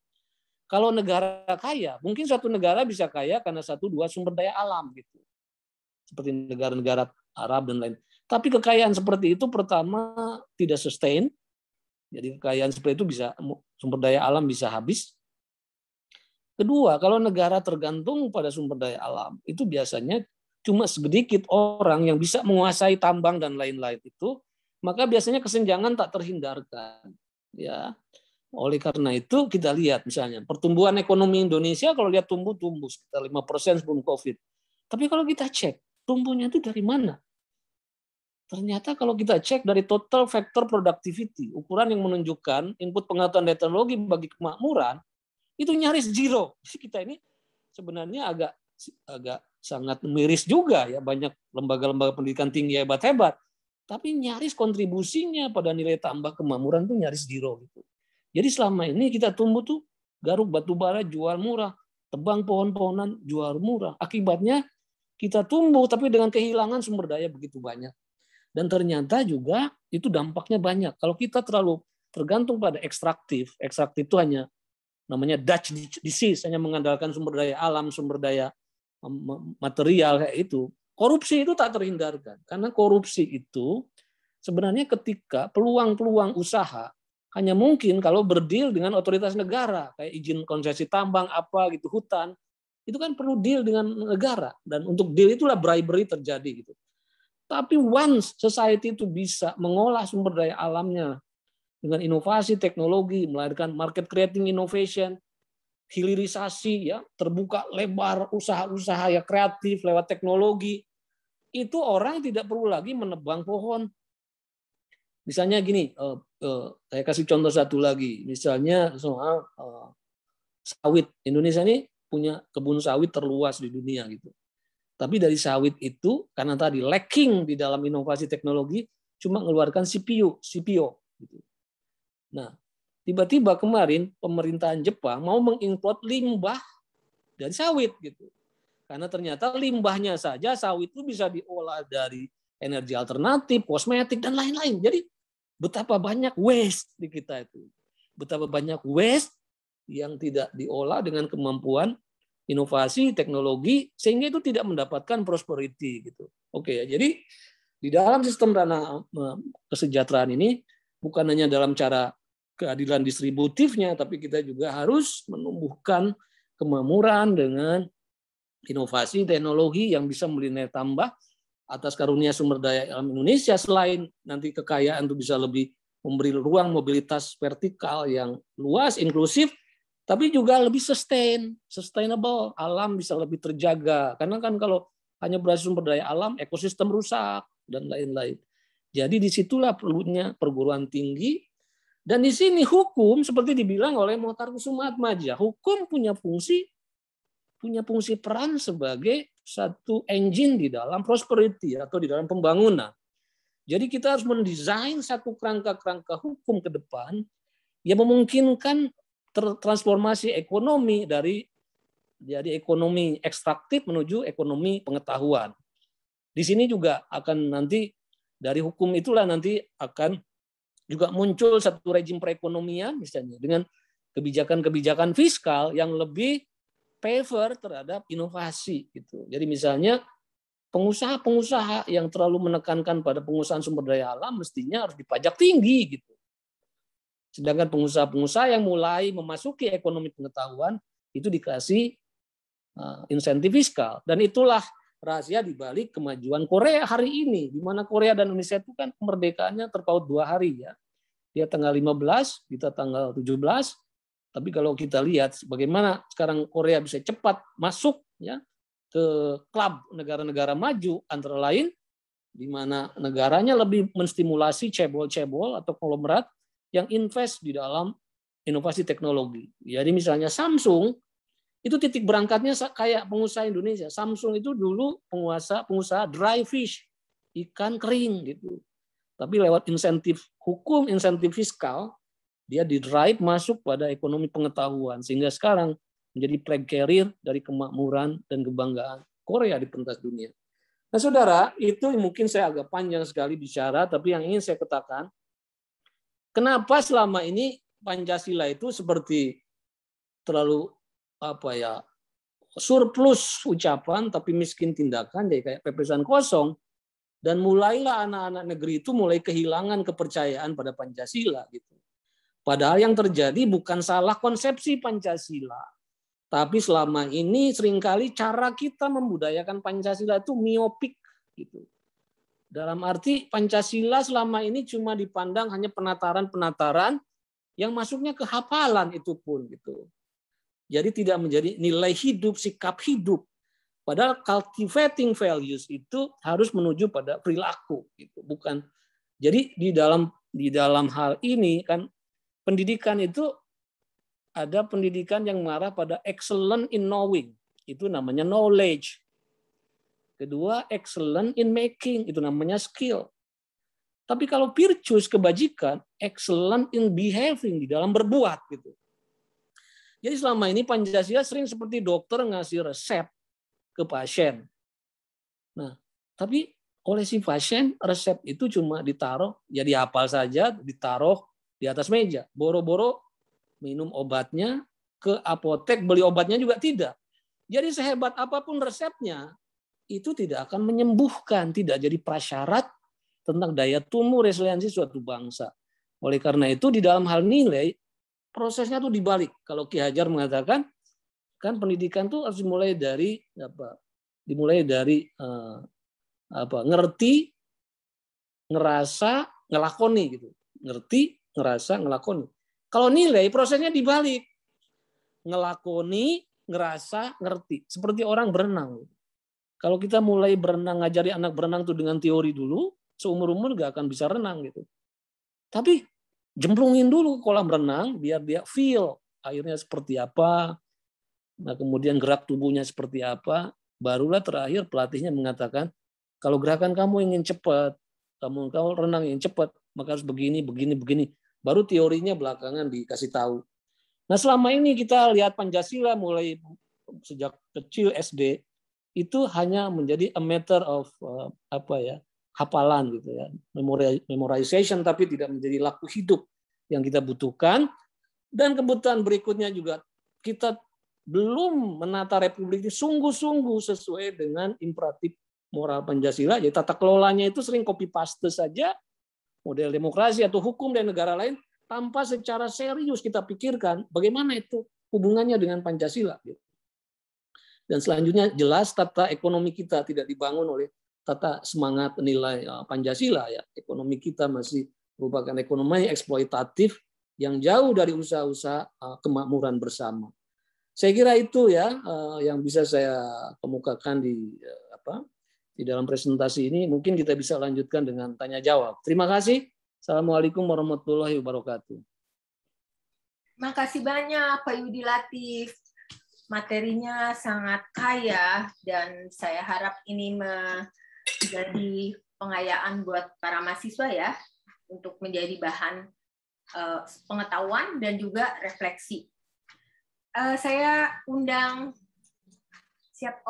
oke, ini sudah ada banyak pertanyaan dari Rozi Beni ya. Silakan. Baik, makasih Prof. Sulis.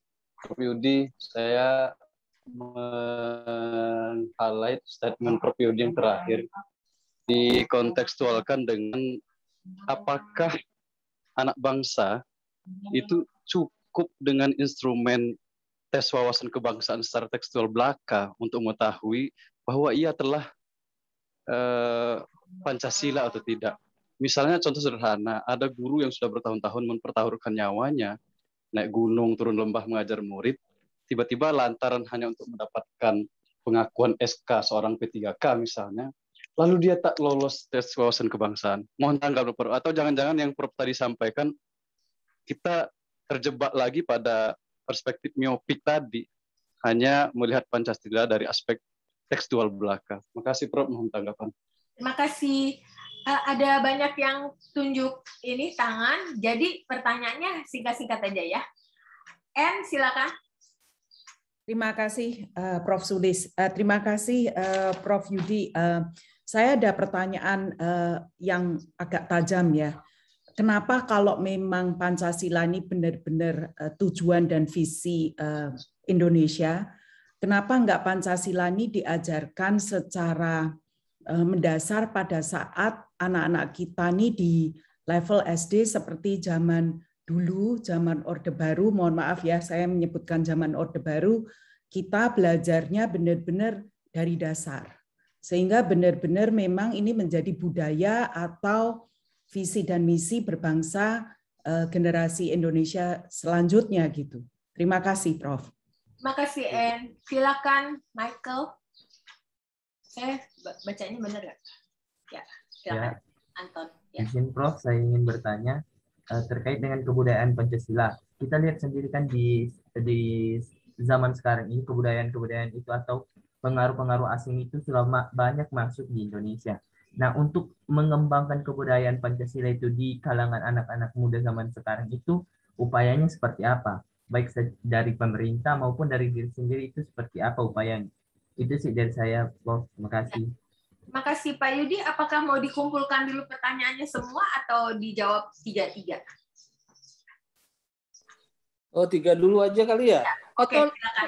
5, boleh nggak? 5, oke. Habis Michael, Timothy, please, silakan.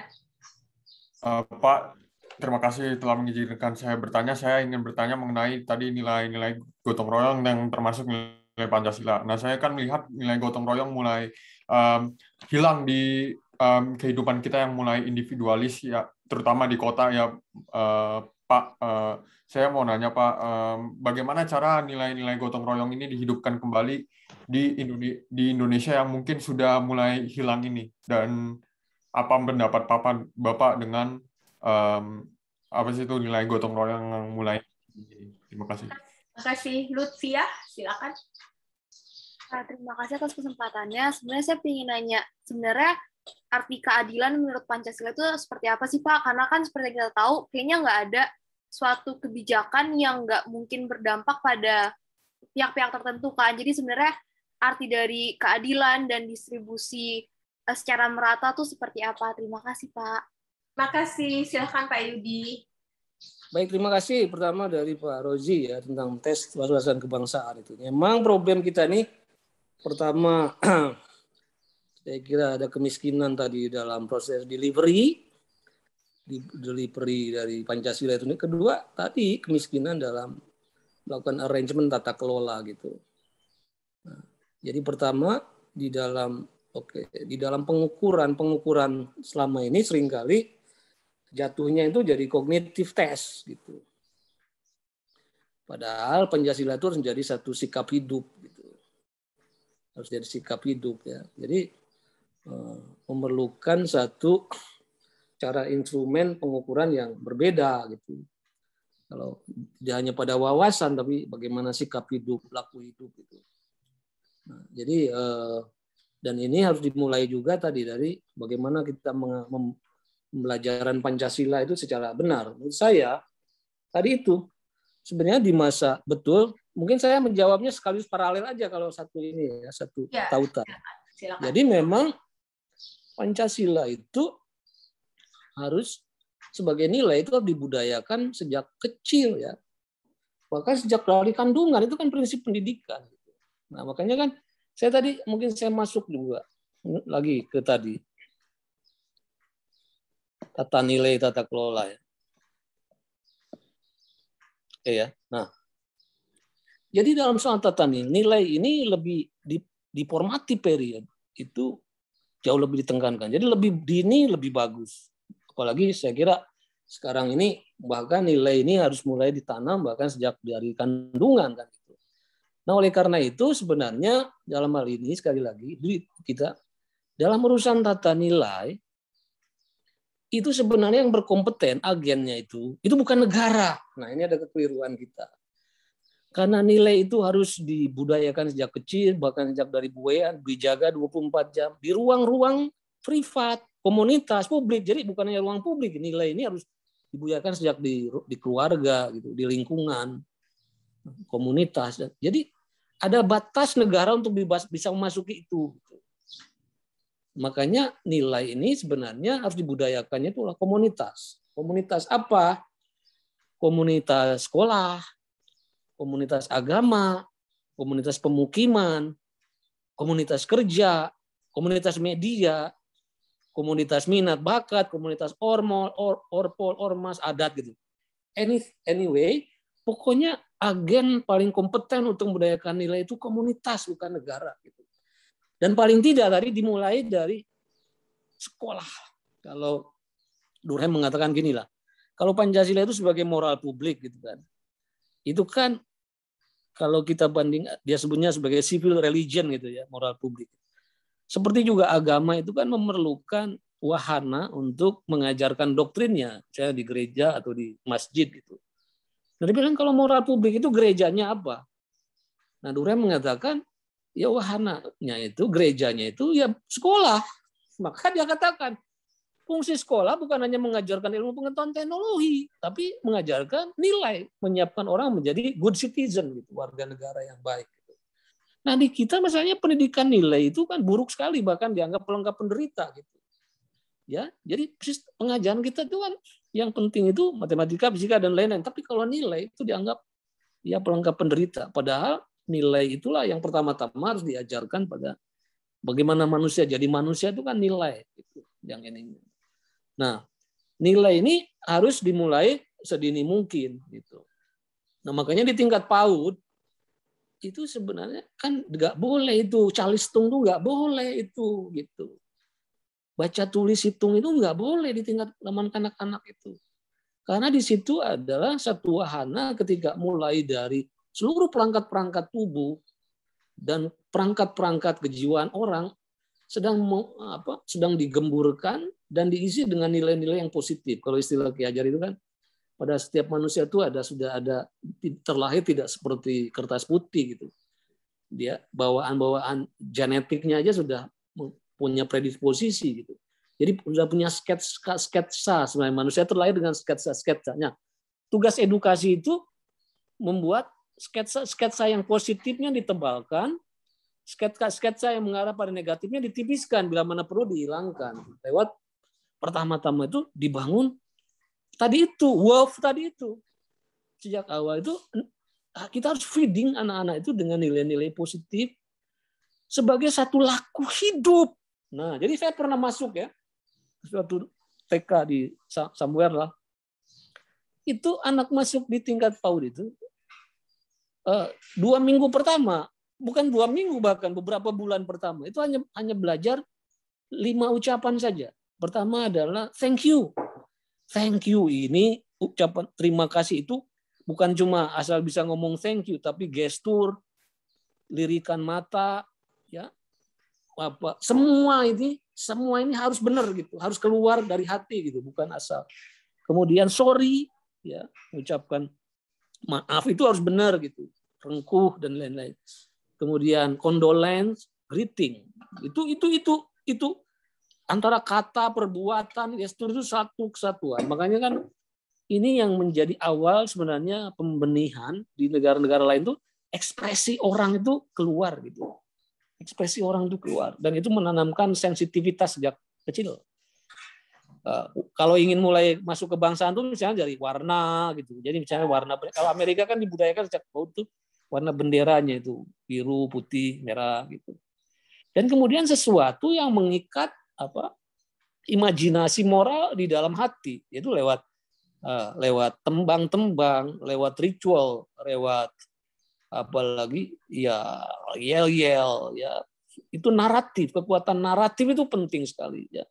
Jadi orang tuh belajar tidak lewat hafalan tapi lewat naratif. Lihat aja kitab suci kan 70% isinya kisah. Dan kisah itu memiliki kemampuan untuk menambahkan nilai ke dalam imajinasi orang. Nah, itu ya. Oke ya, jadi itu pertama, jadi kita ada kemiskinan dalam delivery dan termasuk tes itu sendiri. Yang kedua, memang di dalam arrangement tata kelolanya. Jadi kasus KPK kemarin gitu. Sebenarnya kan gini, kalau orang masuk sebagai pegawai negeri, lalu dites lah, tes tentang yang menyangkut capability yang berkaitan dengan kebangsaan, that's fine. Karena di Amerika pun sekarang bukan hanya masuk ASN ya, bahkan masuk perusahaan pun harus lolos tes namanya diversity and connectivity, kayak Bhinneka Tunggal Ika lah. Tapi mereka dikasih waktu 1 tahun kalau nggak lulus. Calon karyawan masih bisa sampai 1 tahun dia harus pas examination di bidang itu gitu. Mereka more or less kayak Bhinneka Tunggal Ika lah. Ini kan setelah polarisasi terjadi itu sekarang diinstitusionalisasikan. Jadi kalau masuk kerja di swasta pun harus lolos tes-tes semacam itu. Oke, tapi sekali orang itu sudah masuk jadi pegawai, itu nggak perlu lagi kayak sporadik dites-tes kayak begitu gitu. Kayak misalnya orang sudah jadi karyawan KPK mengalami tes-tes seperti itu, berarti kan proses rekrutmennya nggak jalan benar. Nah, sekali dia sudah jadi pegawai, itu mestinya nilai Pancasila itu harus diterjemahkan ke dalam sesuatu yang lebih terstruktur, lebih terlembaga. Yaitu dalam apa? di dalam kode etik gitu loh. Jadi kita memerlukan dua hal di dalam pedoman tentang implementasi Pancasila itu. Pertama adalah bentuk rules and regulation, itu jatuhnya kepada hukum. Tapi juga kedua adalah kode perilaku. Jadi nanti setiap institusi itu harus punya kode etik, di mana kode etik itu bukannya profesi, tapi juga turunan dari nilai-nilai Pancasila. Misalnya kalau kita ke New Zealand, setiap ASN itu punya buku saku yang selalu dibawa itu di sakunya. Judulnya itu Public Life Principle gitu. Jadi itu selalu pengingat gitu. Dibawa di sakunya itu Public Life Principle. Jadi ada kode etik gitu. Nah, jadi kode etik itu harus dipenuhi karena itu sebagai tuntunan imperatif etis dari Pancasila. Nah, pengawasannya dikerjakan oleh komite etik. Jadi tiap institusi harus punya komite etik. Nah, sekarang bukan hanya DKPP gitu ya. Sebenarnya harus ada komite etik. Komite etik itu artinya komitenya bisa gabungan dari orang internal tapi examiner eksternal gitu. Jadi komite etik itulah yang mengevaluasi perilaku orang. Ya. Nah, pembinaannya ya buat apa itu ada diklat-diklat. Misalnya diklat-diklat ini diklat tim 1, 2, 3 kan harus merupakan pembinaan, salah satunya terkait dengan nilai Pancasila ini gitu. Jadi kita memerlukan bukannya code of law tapi code of ethics gitu. Nah, saya itu suka semacam ngelus dada gitu. Sebenarnya kayak komisi yudisial menurut saya itu terlalu luxury lah. Posisinya itu disetarakan dengan DPR atau presiden yang sebenarnya fungsinya hanya komite etik untuk urusan judiciary gitu loh. Saya membayangkan institusi kayak komisi yudisial itu dinaikkan posisinya menjadi semacam peradilan tertinggi dari etik. Jadi kalau di tingkat institusi dia merasa tidak setuju, bisa binding gitu, macam institusi kayak komisi yudisial itu. Nah, jadi tapi itu kemudian final and binding di sana gitu. Ya, jadi harus terlembaga. Nah, dan kalau tiap institusi itu sudah ada code of conduct-nya, nggak perlu lagi kayak sekarang BRIN itu ditongkrongin BPIP gitu. Itu kan kayak sangat dangkal sekali gitu. Masa lembaga etik ditongkrongin BPIP gitu. Kan penelitian tuh pasti ada kode etiknya dong. Kalau mau kode etik penelitian tuh ya ditambahlah dengan nilai-nilai dari Pancasila. Tapi itu keterlaluan kalau ditongkrongin oleh BPIP di sana gitu. Itu harus terlembaga gitu. Jadi tidak sedangkal itu Pancasila itu harus turunkan kepada berbagai kode etik. Itu saya kira pertama dari Pak Rozi, sekaligus juga dari Ibu tentang diajarkan sejak SD itu. Ana Prof. Ya. Ya. Kasih Prof. Jelas. Yang berikutnya dari Michael ya tentang pengaruh asing. Ya, jadi gini ya, kita ini seringkali suka terlalu menyalahkan asing gitu. Jadi gini, kata Danny Lombard, Indonesia itu sampai kapanpun tidak akan malah tidur nyenyak dari pengaruh asing. Ini sudah jadi DNA-nya karena konsekuensi Indonesia ini ada di kawasan yang sangat strategik dan sekarang pun akan terus strategik gitu, antar benua, antar lautan. Jadi dari dulu kan Indonesia itu menjadi pusat persilangan antar peradaban. Bahkan Danny Lombard mengatakan di dunia ini sedikit kayak Indonesia, kecuali barangkali Sentral Asia di mana seluruh peradaban itu masuk. Ada pengaruh India, pengaruh Cina, pengaruh Arab Islam, pengaruh Barat Eropa. Gitu. Dan dari dulu sebenarnya Indonesia sudah terbiasa menerima arus masuk daripada nilai-nilai dari luar itu. Tapi dia bilang ini bukan sesuatu yang negatif. Kalau kita memiliki satu kemampuan untuk menyaring ya unsur-unsur baik dari luar dikawinkan dengan elemen baik dari lokal, Indonesia dia bilang punya prasyarat menjadi tumbuh sebagai peradaban besar. Karena dia bilang tidak ada peradaban yang berkembang kalau dia tertutup. Di mana-mana peradaban tinggi itu hasil cross culture fertilization gitu. Nah, jadi kalau ada anak-anak kita sekarang lebih suka pada ideologi lain ketimbang ideologi Pancasila, itu pusat masalahnya harus dilihat ke dalam gitu. Karena kan setiap ideologi pastilah ingin memperluas pengaruhnya gitu. Tapi mana mana ideologi itu yang bisa memapar kita tidak tergantung pada kekuatan ideologi kita sendiri. Jadi kita harus berhenti ya mengembangkan strategi ketahanan nasional atau ketahanan ideologi dengan threat based. Gitu. Jadi hanya berdasarkan ancamannya dari mana gitu. Lebih baik pada capability base atau capacity base. Tadi kita perkuat itu Pancasila itu supaya atraktif, lebih efikasinya lebih ampuh, sehingga ideologi apapun seperti virus lah, ya. Virus ini kan kalau imun sistem kita bekerja baik, dia dengan sendirinya virus-virus jahat akan tertolak gitu. Nah, virus ini kayak virus COVID ini masuk ke orang-orang yang imun sistemnya bermasalah gitu. Jadi harus kita perkuat bagaimana imun sistem Pancasila itu harus kita perkuat. Nah, tadi saya sudah mengatakan tadi tiga ranahnya.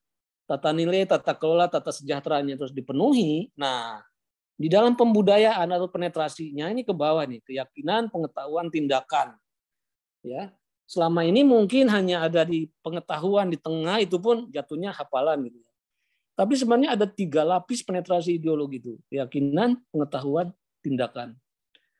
Mitos, logos, etos gitu ya. Mitos di sini bahwa orang itu tadi sesuatu yang diyakininya itu akan mendrive menjadi stimulasi bagi kehidupan. Jadi keyakinan itu seperti baterai gitu, seperti senter ya, yang membuat kita punya keyakinan untuk mengaruhi gelap malam. Jadi pertama setiap ideologi harus meyakinkan konstituennya. Bagaimana meyakinkan bahwa Pancasila itu sungguh-sungguh ideologi tahan banting yang relevan paling tidak oleh orang bagi Indonesia sendiri gitu. Jadi tugas pertama itu how to convince. Nah, bagaimana cara kita meyakinkan anak-anak milenial ini supaya mereka yakin pada Pancasila? Nah, soal keyakinan itu memang tidak selalu soal yang berkaitan dengan rasionalitas atau pemahaman kognitif gitu. Contohnya gini ya. Saudara-saudara kan tidak ada yang seorang pun pernah masuk surga dan neraka ya. Rasanya tidak pernah ada. Tapi kalau saya tanya, saudara yakin kan surga dan neraka itu ada? Most likely saudara akan mengatakan saya yakin surga dan neraka itu ada. Nah pertanyaannya itu gimana ya agama itu meyakinkan saudara bahwa surga dan neraka itu ada. Padahal tidak ada seorang pun dari kita pernah mengalaminya. Nah jadi Pancasila juga kira-kira seperti itu. Sebelum Pancasila itu jelas-jelas efektif, ya efektifnya terbukti gitu. Nah, anak milenial itu harus yakin dulu gitu. Nah, keyakinan ini menyangkut aspek emotif gitu. Ya, aspek emotif itu dikembangkan pertama lewat kekuatan naratif tadi kan. Kalau agama itu kan lewat kayak Islam itu bagaimana surga neraka itu lewat kayak kisah Isra Mi'raj dan lain. Terus ada lewat apa itu? Lewat mocopat, dangdang gula, kidung asmarandana, puji-pujian. Makanya setiap agama itu pasti punya nyanyiannya. Saudara boleh anti musik atau apapun, itu sangat dangkal sekali. Pada kenyataannya agama yang tidak ada nada, tidak ada nyanyian, ya kan qiraatul Quran itu nyanyian itu. Tidak mungkin merembes di hati gitu. Saya sering kali tidak mau pulang saat lebaran, tapi begitu dengar Allahu Akbar, langsung merembes meli itu. Langsung seluruh memori kolektif saya ke belakang terpanggil pulang. Nah, jadi keyakinan itu menyangkut pada dimensi naratif, dimensi estetik, ritual-ritual bersama. Ya, jadi misalnya kayak upacara-upacara peringatan kemerdekaan di tingkat RT, RW kelihatannya sepele.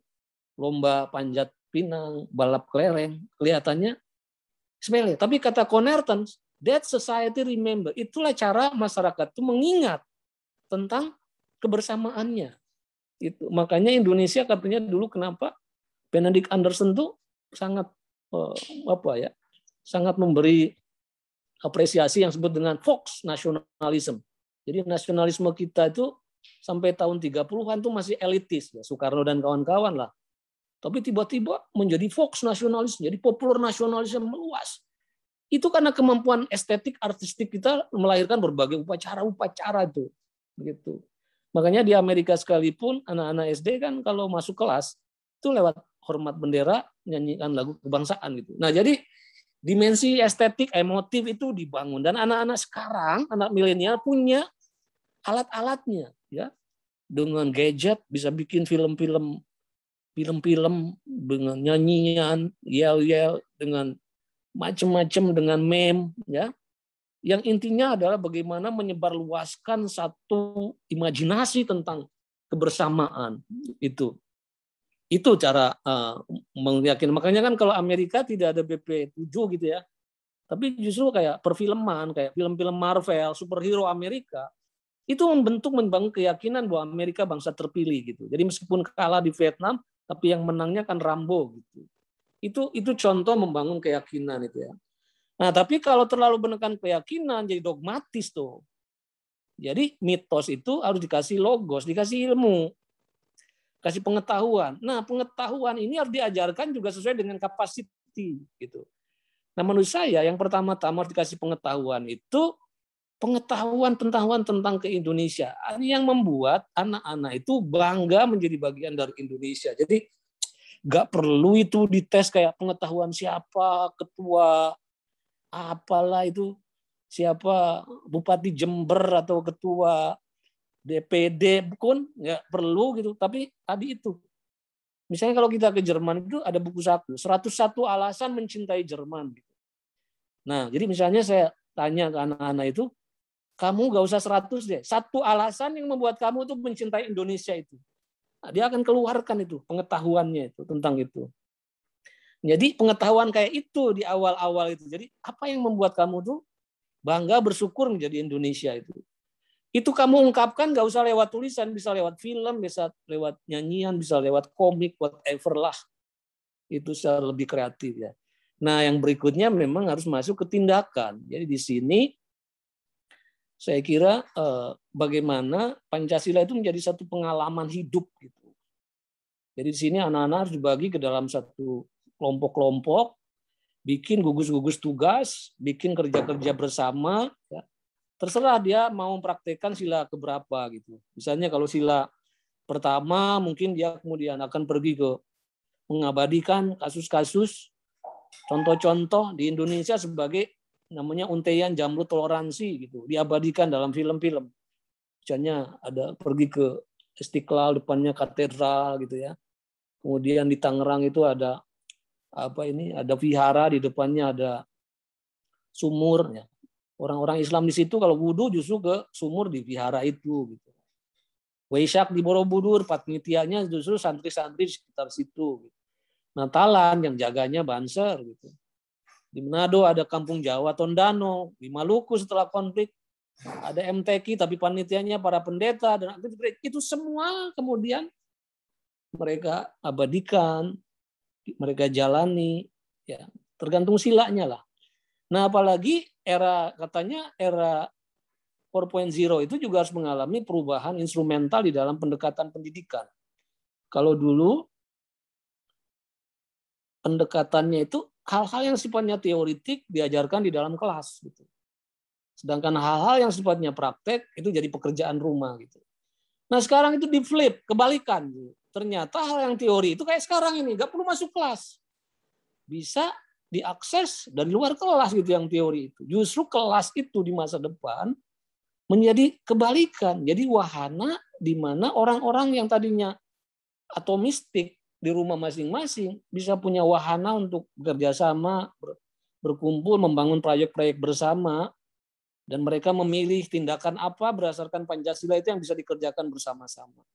Nah gitu saya kira ya pendekatannya, sehingga Pancasila itu betul-betul akan menjadi menarik karena saya sudah coba beberapa anak-anak milenial dari berbagai unsur dibawa ke puncak di hari pertama itu berkumpul sama peer gitu, yang Kristen sama Kristen, yang Islam sama Islam. Jadi itu menunjukkan kenyataan kita. Kita ini masyarakat plural, tapi sering mengembangkan sikap hidupnya itu monokultural. Mestinya masyarakat plural mengembangkan sikap hidup multikultural. Akhirnya coba kami gabung di kelompok itu beda warna kulit, beda agama gitu. Pertamanya itu masih reserve gitu. Kemudian kita pakai simulasi, grup dynamic, setelah itu ada outbound dan lain-lain. Setelah seminggu berubah total tuh. Jadi pembelajaran Pancasila bukan soal berapa lamanya, tapi berapa efektif menyentuh connectivity itu. Bagaimana rasa itu tersambung dengan memperluas ruang-ruang perjumpaan itu menjadi sangat efektif. Oke ya, saya kira saya juga sudah menjawab. Yang terakhir gotong royong sama keadilan. Ya, jadi gini ya. Pertama, saya ini sekarang lagi terobsesi. Ini saudara, nanti baca ini buku bagus banget. Judul bukunya tuh Humankind. Ya. Dikarang oleh Rutger Bregman. Ada di Periplus. Ya. Buku ini menggoncangkan karena dengan membaca buku ini ternyata sebenarnya evolusi manusia itu tidak berjalan atas dasar the survival of the fittest, tapi the survival of friendliness gitu. Jadi basis survival itu bukan the survival of the fittest atas dasar kompetisi yang saling menghabisi gitu. Jadi kompetisi memang alamiah gitulah dalam diri manusia. Tapi kompetisi itu atau perbedaan itu ya seperti dalam kitab suci, bukan untuk saling menghabisi, tapi justru untuk saling bekerja sama, saling mengenal.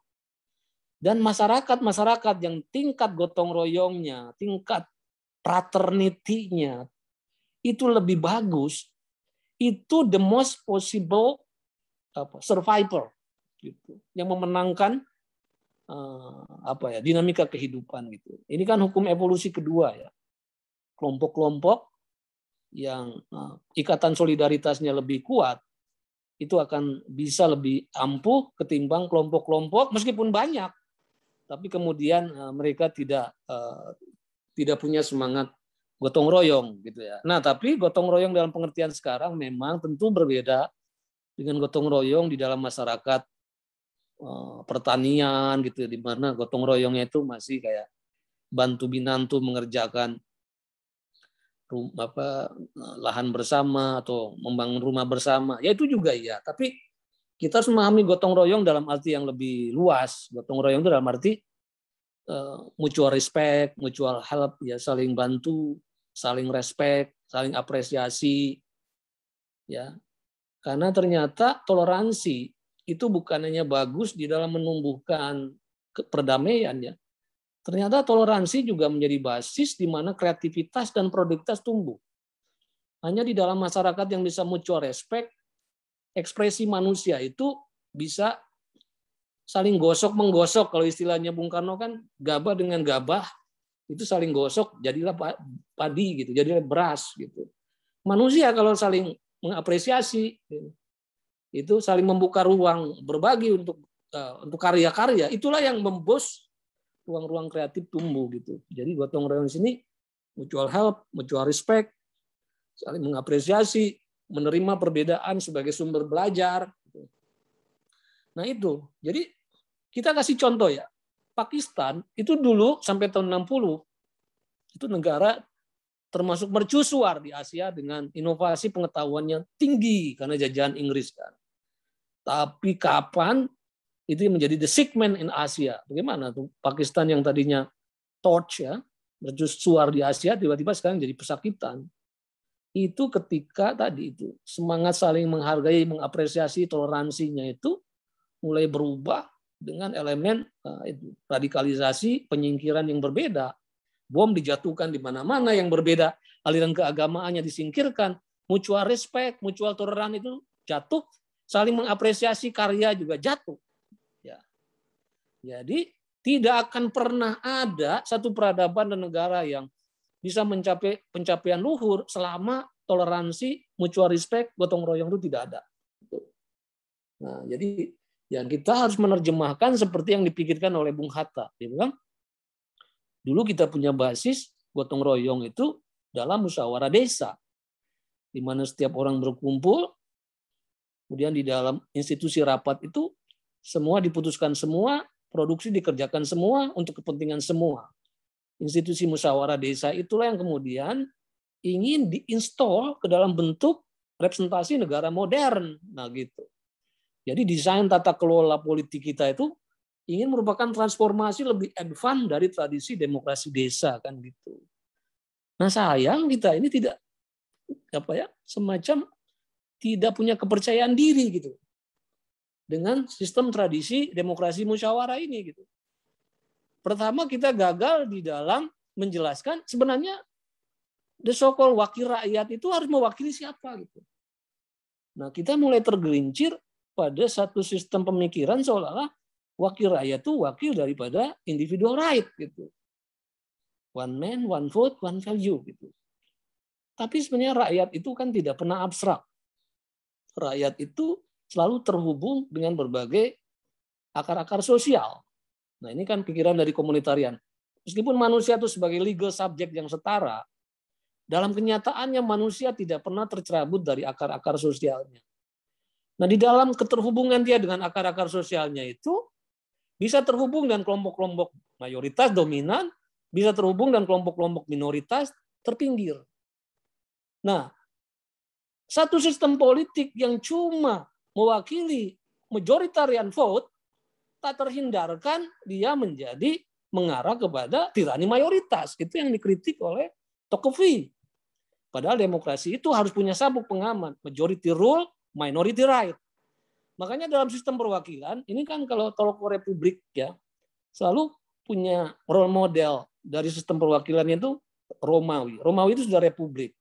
Raja digantikan 2 konsul, tapi golongan-golongan aristokrasi, noble families, itu ada perwakilan namanya senat. Gitu. Tapi supaya senat ini tidak semena-mena, maka didengar juga suara plebeian, suara rakyat namanya tribun. Gitu. Nah, di Amerika, rakyat siapa yang mewakili? Pertama-tama mereka itu kan tadinya negara-negara independen. Pertama dipersatukan lewat konfederasi, baru akhirnya jadi dari federasi. Maka wakil rakyat itu pertama-tama wakil negara bagian. Gitu. Tapi ternyata wakil-wakil dari negara bagian itu hanya mempertimbangkan urusan kepentingan negara bagian. Kalau begitu buat apa membentuk negara bersama? Gitu. Maka untuk mengimbangi suara negara bagian, barulah suara individu didengar. Gitu. Nah di Inggris karena tidak pernah mengalami pemenggalan sejarah politik kayak di Prancis, maka di Inggris tuh kayak di Romawi itu. Pertama, suara-suara noble families, raja tidak seketika dibuang, tapi diwakili lewat nama itu House of Lords atau majelis tinggi gitu.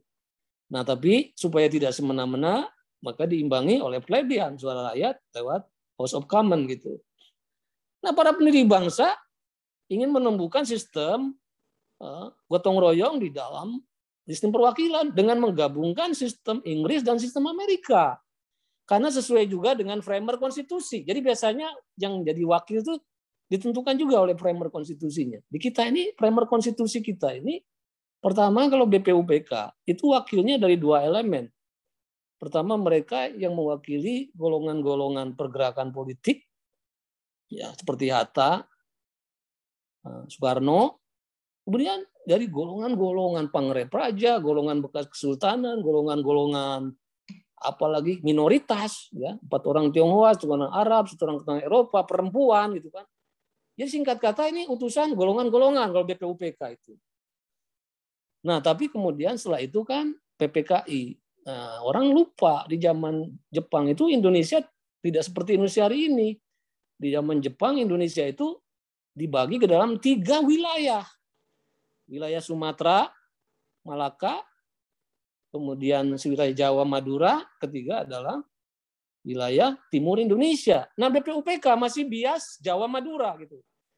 Nah, karena itu dibentuknya juga oleh Jepang dan Jepang itu tidak punya niat untuk memerdekakan seluruh wilayah gitu. Jadi makanya BPUPK itu korpusnya itu BPUPK Jawa, Madura. Jadi bukannya satu BPUPK ya, jangan salah. Ada BPUPK Jawa, Madura, nanti BPUPK Sumatera dibangun seminggu setelah BPUPK Jawa, tapi tidak melahirkan dokumen berarti karena Jepang keburu kalah. Anyway, tapi meskipun ini BPUPK Jawa, Madura, karena Jawa itu dari dulu pusat berkumpulnya para aktivis seluruh Indonesia, relatif segala keragaman Indonesia itu terwakili gitu loh. Tapi tetap korpusnya itu masih mewakili Jawa, Madura.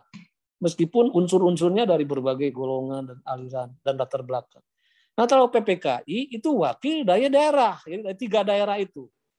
BPUPK Jawa Madura diwakili, Sumatera diwakili, bagian timur Indonesia diwakili. Jadi singkat kata, korpus konstitusi kita itu wakil rakyat itu wakil dari golongan dan wakil dari daerah. Nah, tapi kemudian muncul pikiran Indonesia ini harus dibangun dengan apa? Republik atau monarki?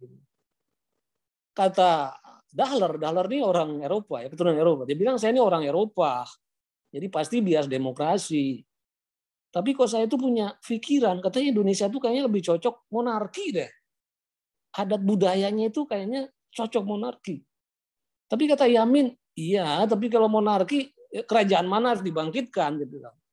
Itu kan kerajaan Mataram tidak mengikat Bone, tidak mengikat Aceh gitu. Tidak ada satupun kerajaan yang bisa diakui oleh seluruh wilayah Indonesia ini. Oleh karena itu apapun perlu ada pemilihan oleh rakyat lewat proses-proses demokrasi. Nah, oleh karena itu kemudian juga dipikirkan keterwakilan daripada individu. Makanya kemudian dalam sistem gotong royong permusyawaratan kita, institusi perwakilan rakyat itu mewakili 3 hal. Individual right, yaitu lewat DPR, kemudian lewat perwakilan golongan-golongan, terutama golongan marginal, dan utusan-utusan daerah gitu kan. Nah ini kan sesuatu yang sangat, para pendiri bangsa luar biasa cara pandang tentang bagaimana gotong royong dan permusyawaratan sebagai wujud dari penjelmaan daripada perkembangan lebih lanjut dari gagasan demokrasi desa. Tapi oleh para mereka yang melakukan amandemen di tahun-tahun reformasi itu, yang begini nih kerangka berpikir seperti ini nggak dipahami gitu. Ya, nah itu jadi kita memang kemudian saya katakan makanya kita ini harus upgrade banyak perbandingan politik, ya perkembangan yang terakhir di dalam riset-riset ilmu sosial, sehingga kita ini seringkali terjebak kayak ikan yang ngerubutin kemana saja ada umpan gitu. Kita tidak seperti layang-layang putus, kita tuh groundless gitu. Sering terlalu mudah bergeser gitu. Saya kira itu ya. Nah, Lutfiah yang terakhir ya keadilan. Nah, ini kan teori keadilan itu banyak sekali ya. Tapi sekarang yang lagi tren itu kan dari John Rawls. John Rawls ini sebenarnya dari rumpun liberal tapi tidak libertarian. Dia ini disebut sebagai welfare liberalism. Jadi liberalisme tapi punya perhatian pada welfare yang biasanya jadi urusan dari rejim-rejim sosialistik. Gitu. Jadi dia bergeraknya dari liberal tapi ke kanan yang mempertimbangkan dimensi distribusi juga. Oke, dia kemudian dengan tiga urutan dari liberty itu ya. Pertama, prinsip keadilan itu harus memenuhi the principle of equal liberty. Jadi setiap orang harus diperlakukan setara, gitu. Itu prinsip pertama. Jadi setara, dia bebas bicara, dia bisa berkumpul, mengeluarkan pendapat. Semua orang harus diperlakukan setara. Itu the principle of equal liberty, itu pertama. Tapi kemudian yang kedua, dia bilang masuk ke the principle of equal opportunity. Jadi Jadi yang tahap kedua adalah bahwa keadilan bukan hanya di dalam distribusi wealth, ya, harta gitu, di dalam distribusi harta atau kekayaan atau hak milik gitu, secara equal tadi, tapi juga opportunity, kesempatan pada pendidikan, kesempatan pada kesehatan, pada permodalan, perbankan, jabatan dan lain-lain, dan privilege, ya, privilege seperti kehormatan, ya. Tidak boleh partai hanya didominasi oleh keluarga tertentu saja atau dan lain. Oke, yang berikutnya adalah the principle of difference. Jadi prinsip perbedaan tadi itu. Di dalam kasus di mana kesetaraan itu justru perlakuan setara itu melahirkan ketidakadilan yang lebih lebar, itu kita harus memperlakukan prinsip of difference yang disebut dengan afirmasi. Jadi misalnya kalau jadi hukumnya gini, everyone should be treated equal unless it create even further injustice. Setiap orang harus diperlakukan setara, kecuali kalau diperlakukan setara itu bahkan melahirkan ketidakadilan yang lebih luas. Contohnya kenapa? Oleh karena itu misalnya perlu ada representasi khusus perempuan, kuota khusus perempuan. Karena kalau tadi itu orang berangkat dari asal-usul sosial yang berbeda, ketika diperlakukan dengan rule of engagement yang sama, bisa jadi hasilnya justru ketidakadilan gitu. Nah, oleh karena itu harus ada prinsip difference. Nah, inilah saya kira yang juga menjadi mungkin meskipun dari jalan yang berbeda, kalau para pendiri bangsa kan jalannya dari sosialisme, tapi sosialismenya tidak sosialisme komunisme gitu. Sosialisme itu sosdem gitu.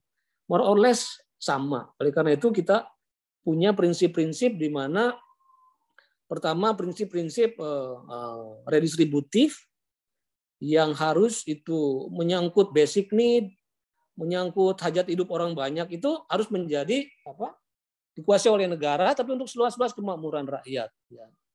Ya ini kan sebagai cara untuk ya ini kan cara utilitarian untuk membuat negara itu sebisa mungkin harus memaksimalkan happiness.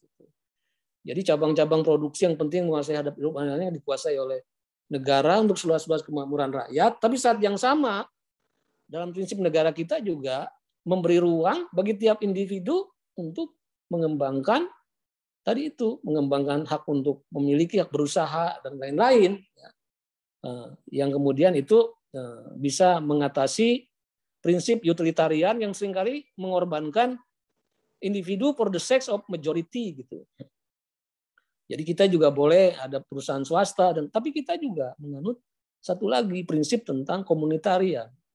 Kita juga punya hak adat, hak wilayah, ya, yang kemudian itu juga diperhatikan dalam sistem konstitusi kita. Singkat kata sebenarnya kalau kita pikirkan, para pendiri bangsa itu meskipun di konstitusinya tidak sangat jargonistik gitu, mereka itu tidak mau membuat jargon-jargon dalam konstitusi, tapi sudah sangat inklusif, inklusi budaya, inklusi politik, inklusi ekonomi itu sudah tercermin dalam semangat pikiran keadilan dalam pendiri bangsa. Saya kira itu. Terima kasih. Terima kasih banyak Pak. Mohon maaf, ini karena waktunya habis, sudah lewat kuliahnya. Mohon maaf ya teman-teman. Tadi ada 3 orang yang mau bertanya. Bagaimanakah selanjutnya Bu Asti? Saya serahkan kepada Bu Asti. Banyak terima kasih. Kang Yudi Latif, banyak terima kasih. Ya, sama-sama. Baik, terima kasih Pak Yudi, Bu Sulis. Teman-teman mahasiswa, sayang sekali waktunya sudah habis dan beberapa dari mahasiswa memang harus berpindah ke ruang Zoom yang lain, Pak Yudi, Bu Sulis, untuk mengikuti perkuliahan lainnya. Mudah-mudahan kita bisa bertemu lagi dengan Pak Yudi karena banyak sekali yang bisa kita dapatkan dari uraian beliau. Pak Yudi, senang sekali, sehat-sehat terus dan selalu menginspirasi, ya.